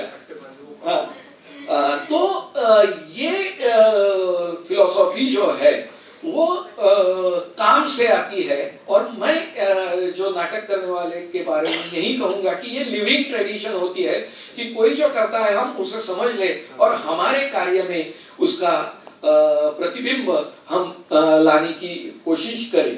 तो ये हमें आई है। यूजीनियो बार्बा ने भी अपने थिएटर को थर्ड थिएटर कहा है। जब मैंने यूजीनियो बार्बा से बात की और कहा कि आपको मालूम है हमारे यहाँ भी बादल सरकार ने एक थर्ड थिएटर की कल्पना की है, तो उन्होंने कहा मैंने सुना था लेकिन मुझे उसके बारे में कुछ मालूम नहीं था। तो बादल सरकार का जो किताब है, छोटी सी किताब है थर्ड थिएटर, वो मैंने उनको दी। और वो पढ़ने के बाद यूजीनियो बार्बा ने बहुत ही विस्तृत ईमेल लिखा और उसमें कहा कि हालांकि बादल सरकार का थर्ड थिएटर और यूजिनियो बारबा जिस थर्ड थिएटर के बारे में बात करें, हालांकि वो अलग अलग है, लेकिन सोचने का तरीका जो है वो किस तरह से सिमिलर है, इससे ये प्रतीत होता है। 2011 में 11 में बादल सरकार का निधन हुआ और बादल सरकार जिस तरह के तरीके से नाटक कर रहे थे उसका भी अंत हुआ।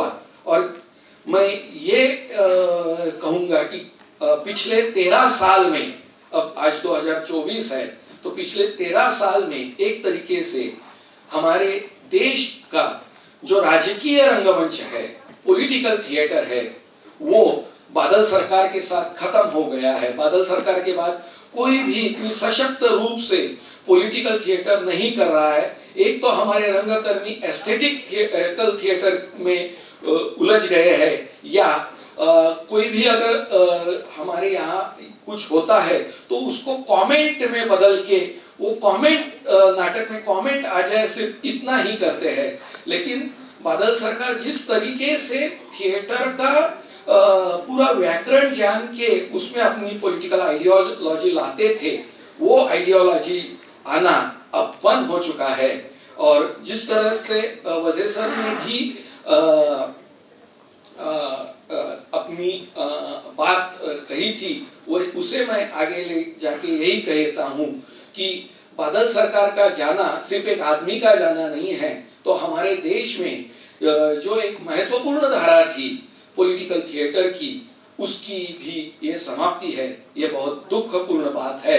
और यहाँ पुणे जैसे जहाँ मराठी का अभिमान सभी लोगों को रहता है, वहाँ हिंदी में इतने सालों से बहुत ही डेडिकेटेडली थिएटर करने वाले स्वतंत्र थिएटर ने इस परिचर्चा का या फेस्टिवल का आयोजन किया है। वहाँ के युवा रंगकर्मी भी आज स्पार्टाकस को प्रेजेंट करने वाले हैं। कुछ पुणे में अलग अलग जगह में एक्सपेरिमेंटल थिएटर करने वाले भी यहाँ हैं। तो उनको साक्षी रख के मैं यही कहूँगा कि पॉलिटिकल थिएटर बादल सरकार ने जो लाया था वो अगर खत्म हो गया है, ऐसे मैं कहता हूँ, तो उसे पुनः जिंदा करने की जिम्मेदारी भी हमारी है। इतना कहते बहुत बहुत शुक्रिया भोले जी, आपने अच्छी बात कही। और आप लोग कभी भी जाइए पुणे विश्वविद्यालय में, उस ओपन को देखिए, अंगनमंच नाम है। मैं तो वहीं से रोज जाता हूँ और आपसे निवेदन भी किया है कि वहाँ पर हम लोग प्रस्तुति करेंगे। एक किताब का विमोचन भी होना है। जब बादल दा 1980 में हमारे आजमगढ़ में आए तो हमारे बड़े भाई जैसे चित्रकार अशोक भौमिक जी ने एक एक चीज़ दर्ज की है, कैसे उनसे बातचीत क्या है। तो बादल सरकार व्यक्ति और रंगमंच इसके बाद होगा। विभू रिजू बजाज जी, बजाज साहब को लाने में सहायक रहे। बादल दा का नाटक किया इन्होंने। मैं चाहूँगा बहुत संक्षेप में अपनी बात को रखें। समय के अभाव के कारण थोड़ा दौड़ कर आया हूँ ताकि आप लोगों को ज़्यादा इंतजार ना करना पड़े।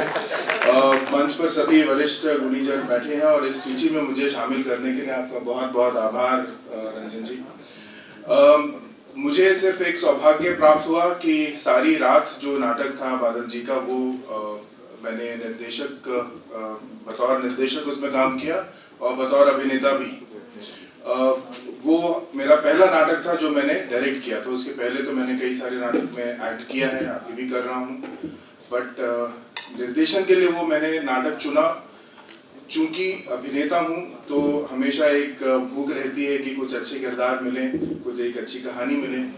तो सारी रात एक ऐसा नाटक मुझे मिला जिसमें जीवन शैली को लेके जो बात हुई और स्पेशली जो man woman and the societal relationships के ऊपर जो सिचुएशंस होती हैं, जो आज तक बदली नहीं है और शायद पिछले सैकड़ों साल से बदली नहीं है और आगे शायद ना बदले।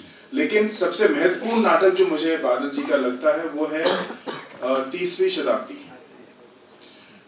इतना कंटेम्पररी नाटक आज भी आप अगर देखें तो फिल्म जगत में, क्योंकि मैं एक फिल्म और सीरियल्स वगैरह में भी एक्ट करता हूँ, तो एक द ओपनहाइमर एक फिल्म अभी बनी कुछ साल पहले और उसको ऑस्कर्स में भी लिस्ट किया गया।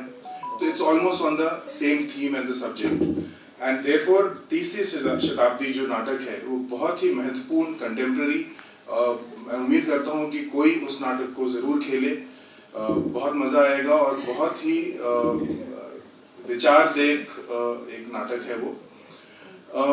उसके अलावा हम जब ये नाटक कर रहे थे सारी रात, तो हमारे जो प्रोड्यूसर थे वो कह रहे थे कि भाई ये इतना गंभीर नाटक है, बॉम्बे की जो ऑडियंस है, जिसको हम मुंबई अब कहते हैं, अब वो इसको झेल पाएगी कि नहीं। तो मैंने बोला उन्हें कि देखिए आप अपने बादल को जगाइए, सरकार की चिंता ना कीजिए आप। उन दिनों इलेक्शन का माहौल था, ये 2014 की बात है, तो ये एक मजाक था उस समय, जो कि बाद में हम सभी कलाकारों के बीच में लगा कि हाँ, हम सबको अपने भीतर एक बादल जगाना पड़ेगा। और इसी नोट पे मैं कहता हूँ कि वो बादल अभी भी हम में जिंदा है, आप सभी के द्वारा हम में आया है और शायद आगे की जो जनरेशन है उसमें भी वो रहे। और इसी नोट पे मैं जल्दी से खत्म करता हूँ। बहुत बहुत शुक्रिया। नौजवानों से यही उम्मीद भी है क्योंकि आपको भी ले जाना है। अब हम पुस्तक विमोचन पहले करेंगे। अशोक भौमिक जी की पुस्तक है बादल सरकार और उनका रंगमंच। इस दूसरा संस्करण है जो शताब्दी वर्ष में परिकल्पना ने छापा है, जिसमें हम लोगों ने जो भोमा किया है, जिसे सुरमोहन जी ने देखा है 1980 में, और भोमा को हम लोगों ने लखनऊ में किया, राष्ट्रीय नाट्य समारोह में किया, जहां श्यामानंद जालान और बंसी कौल जी जैसे थे, उसमें हम लोगों के आजमगढ़ को 1980 में बुलाया गया। तो वो पहला मेरा राष्ट्रीय नाट्य समारोह था। संस्था को बने हुए 2 साल हो गए थे और तब से हम लोगों का जुड़ाव लखनऊ सबसे हुआ। तो ऐसा नाटक भी इस अंक में है, तो मैं चाहूंगा कि पहले विमोचन हो जाए। आइए, हम लोग असीम दा को सुन चुके हैं, तो अभी तो रहेंगे नहीं देंगे, इसके बाद बस, इसके बाद तो अध्यक्षी पे ये हो गई, विमोचन के बाद सारी बातें। आइए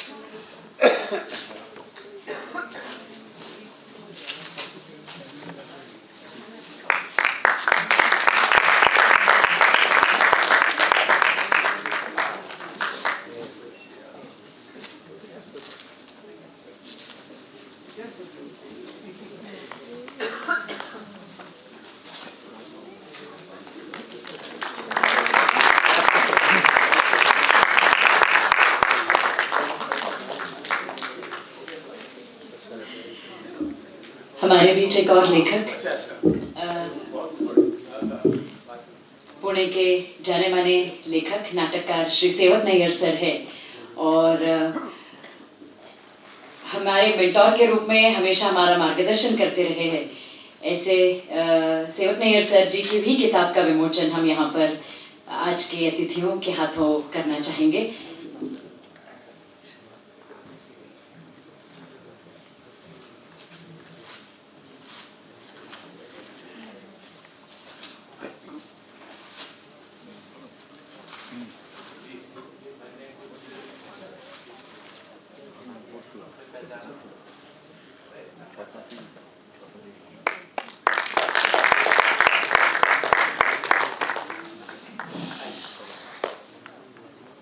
Ten best one-act plays. Sir अंग्रेजी और हिंदी दोनों में विपुल लेखन करते हैं।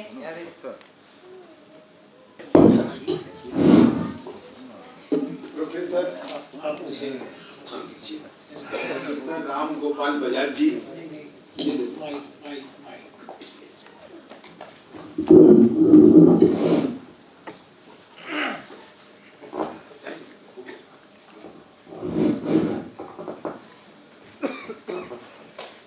नमस्कार और मंच पर उपस्थित सारे जनों को बहुत बहुत नमस्कार।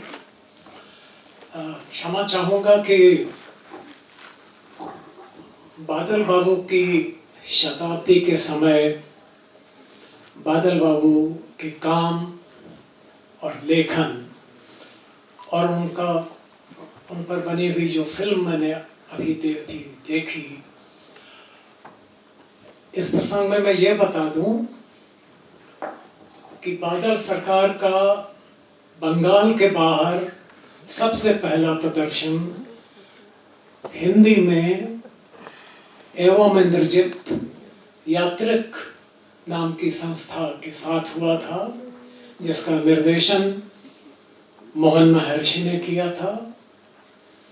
लेखक की भूमिका ओम शिवपुरी ने की थी, बडोला ने की थी इंद्रजित की, मैंने अमल विमल कमल में कुछ, और उसका प्रथम अंक का अनुवाद भारत भूषण अग्रवाल जी ने किया था और बाकी 2 अंकों का मैंने, क्योंकि बीच में अग्रवाल साहब की मृत्यु हो गई थी। ये बताना आवश्यक इसलिए है कि इस नाटक में अमल विमल कमल के अतिरिक्त इंद्रजित है और बादल बाबू चाहते हैं कि सारे लोग अमल विमल कमल ना हो, कोई तो इंद्रजित हो, कोई तो भिन्न हो। यह उनकी आंतरिक आवश्यकता थी और जो कि मनुष्य मात्र की या कि जीव मात्र की ये प्रवृत्ति है कि वह कुछ भिन्न हो, और इसीलिए सृष्टि चल रही है। कुछ भिन्न होने के लिए, परिवर्तित होने के लिए अणु परमाणु चल रहे हैं। इस प्रसंग में उस वक्त के आलोचनात्मक चीजों को यदि अखबारों में आप देखेंगे, खंगालेंगे, तो बहुत बड़ा विकर्ष हुआ था, क्योंकि मोहन महर्षि ने, जो हमारे क्लासमेट भी थे और निर्देशक भी, उन्होंने कहा कि नहीं, जब लेखक कहता कि नहीं तुम अमल विमल कमल विमल नहीं हो सकते, वो कुछ अपना नाम बदलता नहीं, कहता नहीं मैं इंद्रजित नहीं, मैं भी ये हूँ। आप लोगों को स्मरण है नाटक में ये, और यदि स्मरण है तो यहाँ मैं बताऊं कि मोहन महर्षि ने कहा कि लेखक, चूंकि ये इंद्रजित काल्पनिक पात्र है, लेखक की कल्पना और इच्छा का बिंब है, वह उसका गला घोंट देता है, कहते नहीं तुम इंद्रजित नहीं हो सकते, तुम अमल विमल कमल नहीं हो सकते, तुम्हें इंद्रजित ही रहना होगा, तुम्हें इंद्रजित बनना होगा। ऐसे नाटक खत्म हुआ था और बहुत कंट्रोवर्सी हुई थी दिल्ली में।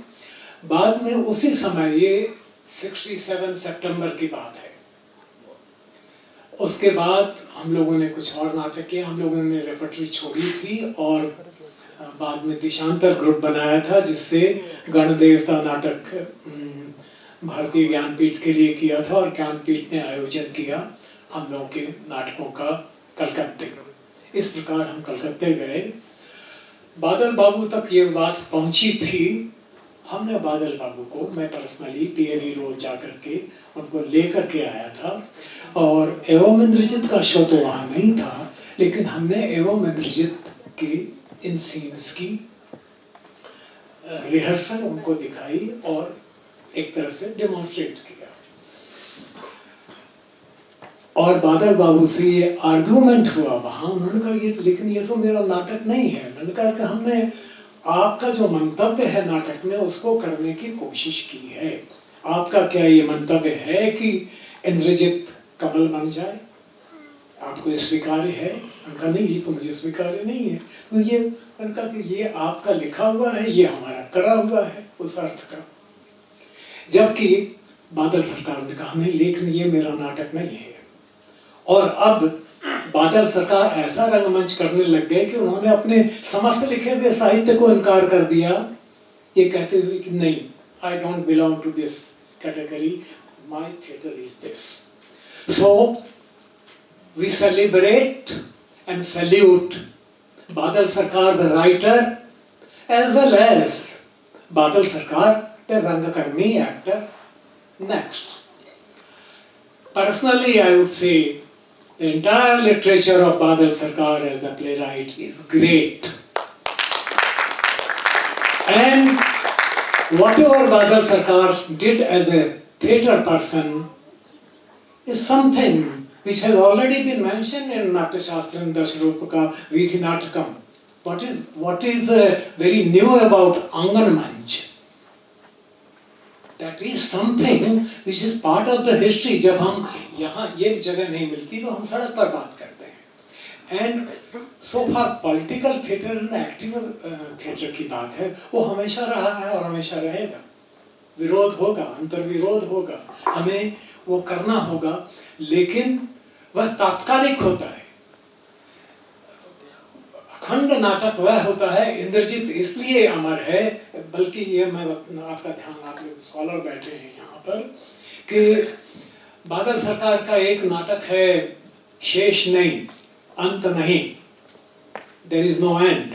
I think the complete Badal Sarkar's thinking and where he was heading to is very well done, narrated in the Ant Nahi. वो आनंद की हत्या और जो भिखारियों का वो लेखक को पुरस्कार मिलता है और वो कहते हैं कि वो जो बैठा है वहाँ जूते सीता है, मैं उसके बारे में क्यों नहीं सोचता, उसके बारे में क्यों नहीं सोचता। That is the call. Conscience of Badal Sarkar is not prepared to accept the honors of the society, and he denies, and he almost wants to kill himself there. He denies that. आप पढ़िए उस नाटक को, अंत नहीं, और जिधर बादल सरकार गए हैं नाट्यकर्म की ओर से, और इस प्रकार से जब मैंने अंत नहीं किया, बादल बाबू से मैंने बात की, उन्होंने कहा कि नहीं तुम ठीक सोच रहे हो, अब मेरा ये मंतव्य है। लेकिन जब मैंने बादल बाबू को 30वीं शताब्दी, the 30th century, which I translated for Deshantar and Mr. Al-Qazi, whom we had revolted against because we didn't want to do particular kind of a play. We left the repertory company and started all this. Mr. Al-Qazi called me and said, Gopal, you have fought with me, but that play is about Hiroshima, your group is doing, I would like to direct it. And Mr. Al-Qazi directed that for Deshantar Theatre Group, and Trinsha Shatabdi, he wanted to call it Hiroshima. Because it is Hiroshima. I understand Badal Sarkar's concern was the conscience inside us. The matter of conscience. विवेक की बात है, अंतरात्मा की बात है, जो समय जो बीत गया है वह भी, जो बीत रहा है वह भी, और जो संभवतः आएगा कि आशंका के साथ जिस समय के बारे में हम सोचते रहते हैं उसके बारे में बादल सरकार का नाटक है। वो 30वीं शताब्दी, मैं 20वीं शताब्दी का आदमी बोल रहा हूँ, हमने यह किया है, हमें माफ़ करना। मैंने बादल बाबू से उस वक्त रिमाइंड किया था, उस वक्त उन्होंने एक्नॉलेज नहीं किया था, बाद में एक्नॉलेज किया कि these epilogue and prologue written by Badal Babu in 30th century is taken from the Flies of or Altona of Sartre, जिसको बाद में उन्होंने कंसीड किया है। लेकिन that conscience and that merger or identification with the pain and the past and the future possibility of the life itself, not only man, not only poor man, with the existence itself के बारे में, उसका भाव मुझे आज चौधरी साहब की film में मिला और मैं फिर से अपने इस विश्वास पर लौटा। मैं आपको सलाम करता हूँ इसके लिए कि आपने पहचाना। और बादल बाबू की जो अंतरंग एक्टर है उसके दर्शन आज इस फिल्म में हुए और इस बात का कंफर्मेशन मुझे हुआ। आपका बहुत बहुत धन्यवाद कि मैं यह मानता हूं कि हर जीव जो पैदा होता है वह एक्टर पैदा होता है। वह मात्र स्वयं नहीं रहना चाहता, वो आगे होना चाहता है, वह कुछ यह होना चाहता है, कुछ वह होना चाहता है। बाकी सारी बातें प्रासंगिक हैं, political, not political, conscious, social और not, but it is the कण जो परमाणु है वह विराट होना चाहता है और वह विराट हो नहीं सकता, टूटता रहता है, टूटता रहता है, चलता रहता है। ये प्रवृत्ति आप जीव मात्र में देख लीजिए, कुत्ते बिल्ली में देख लीजिए, वो लोग भी रिएक्ट करते हैं और परमाणु भी एक दूसरे से चिपकते हैं और फिर विस्फोटित होते हैं। और यह बादल सरकार के साहित्य में है, उनके चिंतन में है। उन्होंने सिर्फ उसको एक आंगन मंच नाम देकर के सीमित किया है, बढ़ाया नहीं है। ये मेरा मत है। मैं यहाँ अपनी बात खत्म करता हूँ और उनको मैं प्रणाम करता हूँ क्योंकि उन्होंने मुझे बार बार अनुमति दी और बार बार मेरी लड़ाई के बावजूद आशीर्वाद भी दिया। आपने मुझे यहाँ उनके प्रसंग में बुलाया है, मैं इससे ज़्यादा आनंदित नहीं हो सकता। और मैं आपने जितना डिस्टर्ब किया है ना आज ये फिल्म मेकर ने, उतना खुद बादल सरकार ने नहीं किया था, ये मैं आपसे कह सकता हूँ। क्योंकि आपने बादल बाबू को उस पेन को दिखा दिया हमें। आपको बहुत बहुत सलाम और बादल बाबू को भी बहुत बहुत सलाम। सारे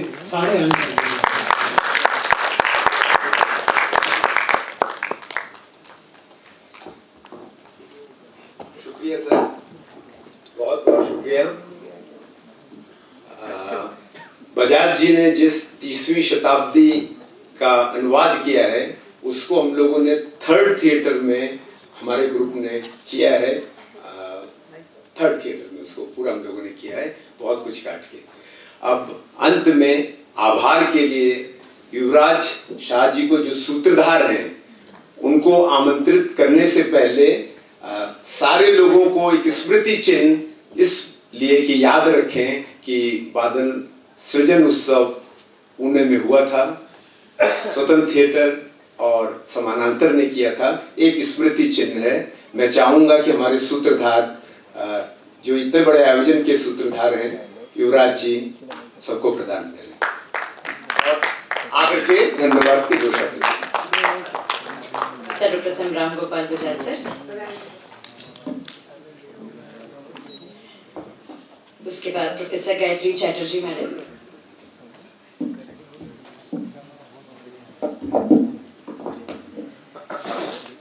जिन्होंने बादल सरकार के नाटकों के आलेख के बारे में बड़ी ही सुंदरता से अपनी बात रखी, ऐसे श्री माधव वजीर सर,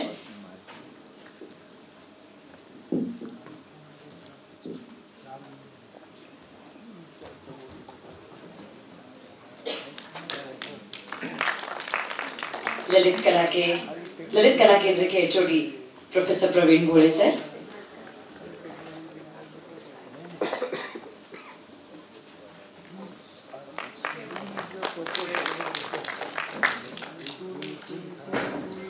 लेखिका और संस्कृति कर्मी डॉक्टर सुलभा कोरी मैडम,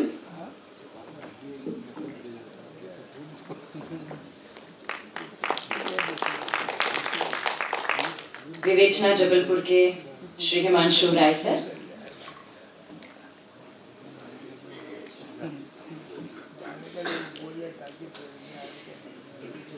फिल्मकार असीम चौधरी सर, असीम रॉय चौधरी सर,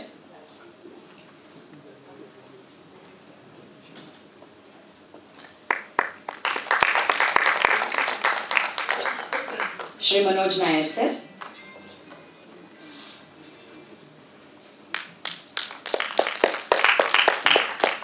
अभिनेता निर्देशक श्री रिजू बजाज सर,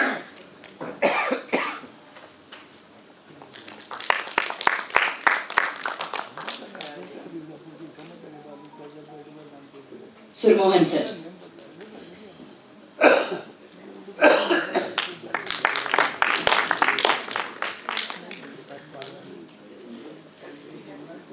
मैं युवराज सर से, अभिजीत सर कोई रह गए? नहीं ना, रह नहीं। मैं युवराज सर से विनती करती हूँ कि वे आभार प्रदर्शन करने के लिए मंच पर आए। युवराज शाह, फाउंडर प्रोड्यूसर स्वतंत्र थिएटर पुणे।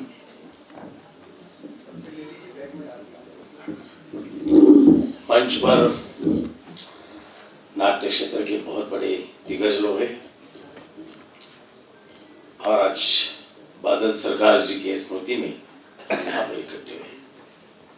वास्तविक आप जैसे कि पहले मोहन आकाश हमारे बोले थे कि वो एक कलाकार की इसमें से है, मैं तो एक कला सेवक हूँ पुणे में कला मंच का। और मुझे इस बात का बहुत आनंद लग रहा है कि पुणे में हमने हिंदी थिएटर शुरू किया 15, 16, 17 साल पहले अभिजीत, धनश्री और हम मिलके, क्योंकि मुझे पुणे का जो बदलता रंग था, कॉस्मोपॉलिटन पुणे बनते जा रहा था, पुणे मराठी डोमिनेटेड सिटी है। मराठी में यहाँ पर माधव वजे साहब है, आपको मालूम नहीं कि ये स्वतंत्र थिएटर पहले हमने कला गौरव प्रतिष्ठान शुरू किया था, जिसमें मेरे साथ वजे साहब भी काम कर रहे थे और उनके साथ डॉक्टर विभा देशपांडे थे, विजय कोलेकर थे। और हमने मराठी में जो ड्रामा में जो भी लोग अपना एक कुछ उनका जो एक काम दिखाते थे, कोई अच्छा काम किया है उनके, उसको ऊपर वो परीक्षा समिति में थे और वो लोग हमें कहते थे कि आप इनको हमें ये साल सम्मानित करना है। ऐसे बहुत सारे लोग, विजय तेंदुलकर से लेके बहुत सारे बड़े बड़े लोगों को हमने सम्मानित किया। गिरीश कर्नाड जैसे लोगों को हमने सम्मान में बुलाया था। तो वो कला गौरव प्रतिष्ठान बाद में हमारा बंद हुआ और वजह साहब तो हमारे लिए बहुत अट्रैक्शन था, क्योंकि हमारे मराठी जो शाम चाई नाम का जो मराठी सिनेमा था, उसमें तो हमने बहुत छोटे से उनको देखा था, तो हमारे लिए तो बहुत एक अट्रैक्शन थी। सानी गुरुजी के ऊपर आत्रे साहब की ये फिल्म थी और उनके साथ काम करने में हमें मजा आता था। हमारी मीटिंग रहती थी कला गौरव प्रतिष्ठान की और सालों साल तो ये कला का सेवा, मतलब मेरा नाट्य से इतना ही संबंध आया, जैसे कि मैंने कला गौरव प्रतिष्ठान में काम किया वैसे ही मैंने यहाँ पर, लेकिन जितनी भी परफॉर्मिंग आर्ट्स है पुणे में, वहां पर मैं काम करता रहता हूँ। फिर वो दांडिया भी हो या हमारा संगीत का एक सारस बाग में पहाड़ दिवाली हमने 25 साल पहले शुरू की, तो पुणे के कला संस्कृति में मैं काम करता हूँ। लेकिन बजाज साहब हमारे संस्था में आ गए थे और अभिजीत और इन्होंने मुझे इस नाट्य क्षेत्र में खींचा और हमने एक ऐसा ओपन एयर थिएटर वहां पर शुरू किया और आज हमारा स्वतंत्र थिएटर का नाम बहुत अच्छा है। जब ये सब आए और उन्होंने उनका जो हमारा समानांतर थिएटर से साथ में उन्होंने ये जो बादल सरकार का एक नाटक बिठाया और इन लोगों ने जो हमारे नाटक की एक दर्जा उसको ऊपर किया। आज आप लोगों के साथ में ऐसे ही बैठा हूँ, क्योंकि मैं वैसे तो आपको सुने ही आया था, आपके आशीर्वाद लेने के आया था और इतना ही मेरा नाटक से संबंध समझो। लेकिन शहर है पुणे, शहर एक कला की नगरी है, एक सांस्कृतिक नगरी है। पुणे में ऐसे कि बहुत सारे हिंदुस्तान के कलाकार हैं, उनको लगता है कि पुणे के लोगों की तालियां अगर सुनी तो उसको सर्टिफिकेट मिल गया, ऐसा लगता है। और हम तो यही कहते कि हमारा स्वतंत्र थिएटर कि वहां अगर कोई झाड़ भी पेड़ भी हिलाया तो डायलॉग सुनने को आएगा। तो ये इतना हमारा नाट्य क्षेत्र। और बहुत सबसे बड़ी बात तो हमारे जो स्वतंत्र के कलाकार है, भारत का कोई भी प्रांत नहीं है वहां का कलाकार नहीं है। नेशनल इंटीग्रेशन हमारा नारा है और सेक्युलरिज्म ये हमारा विश्वास है। तो इसके आधार पर हम ये काम करते हैं। बादल सरकार के बारे में बहुत बड़ी बड़ी बातें हुई, लेकिन मैं तो उनको बदल सरकार कहता हूँ। उन्होंने बहुत सारे बदल रंगमंच में लाए और ये हमारे लिए तो ये बहुत बड़ी बात रही। और इब्राहिम अलका जी जैसे कि उन्होंने जिक्र किया था कि वो उनका भी जन्म पुणे में हुआ था, वो मराठी में पढ़े थे, पारसी मराठी में पढ़े और उनका भी जन्म 1925 में उनका ही जन्म हुआ और वो भी एनएसडी के चेयरमैन डायरेक्टर बन गए।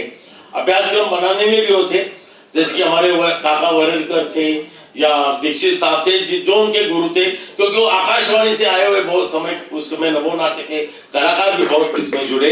हमारे डॉक्टर विभा देशपांडे थे, और जैसे कि मैंने वजह साहब का जिक्र किया, हमारे यहाँ पुरुषोत्तम करंडक जैसी स्पर्धाएं होती है, वहां से बहुत बड़े बड़े कलाकार हिंदी सिनेमा में आए और इसमें आए।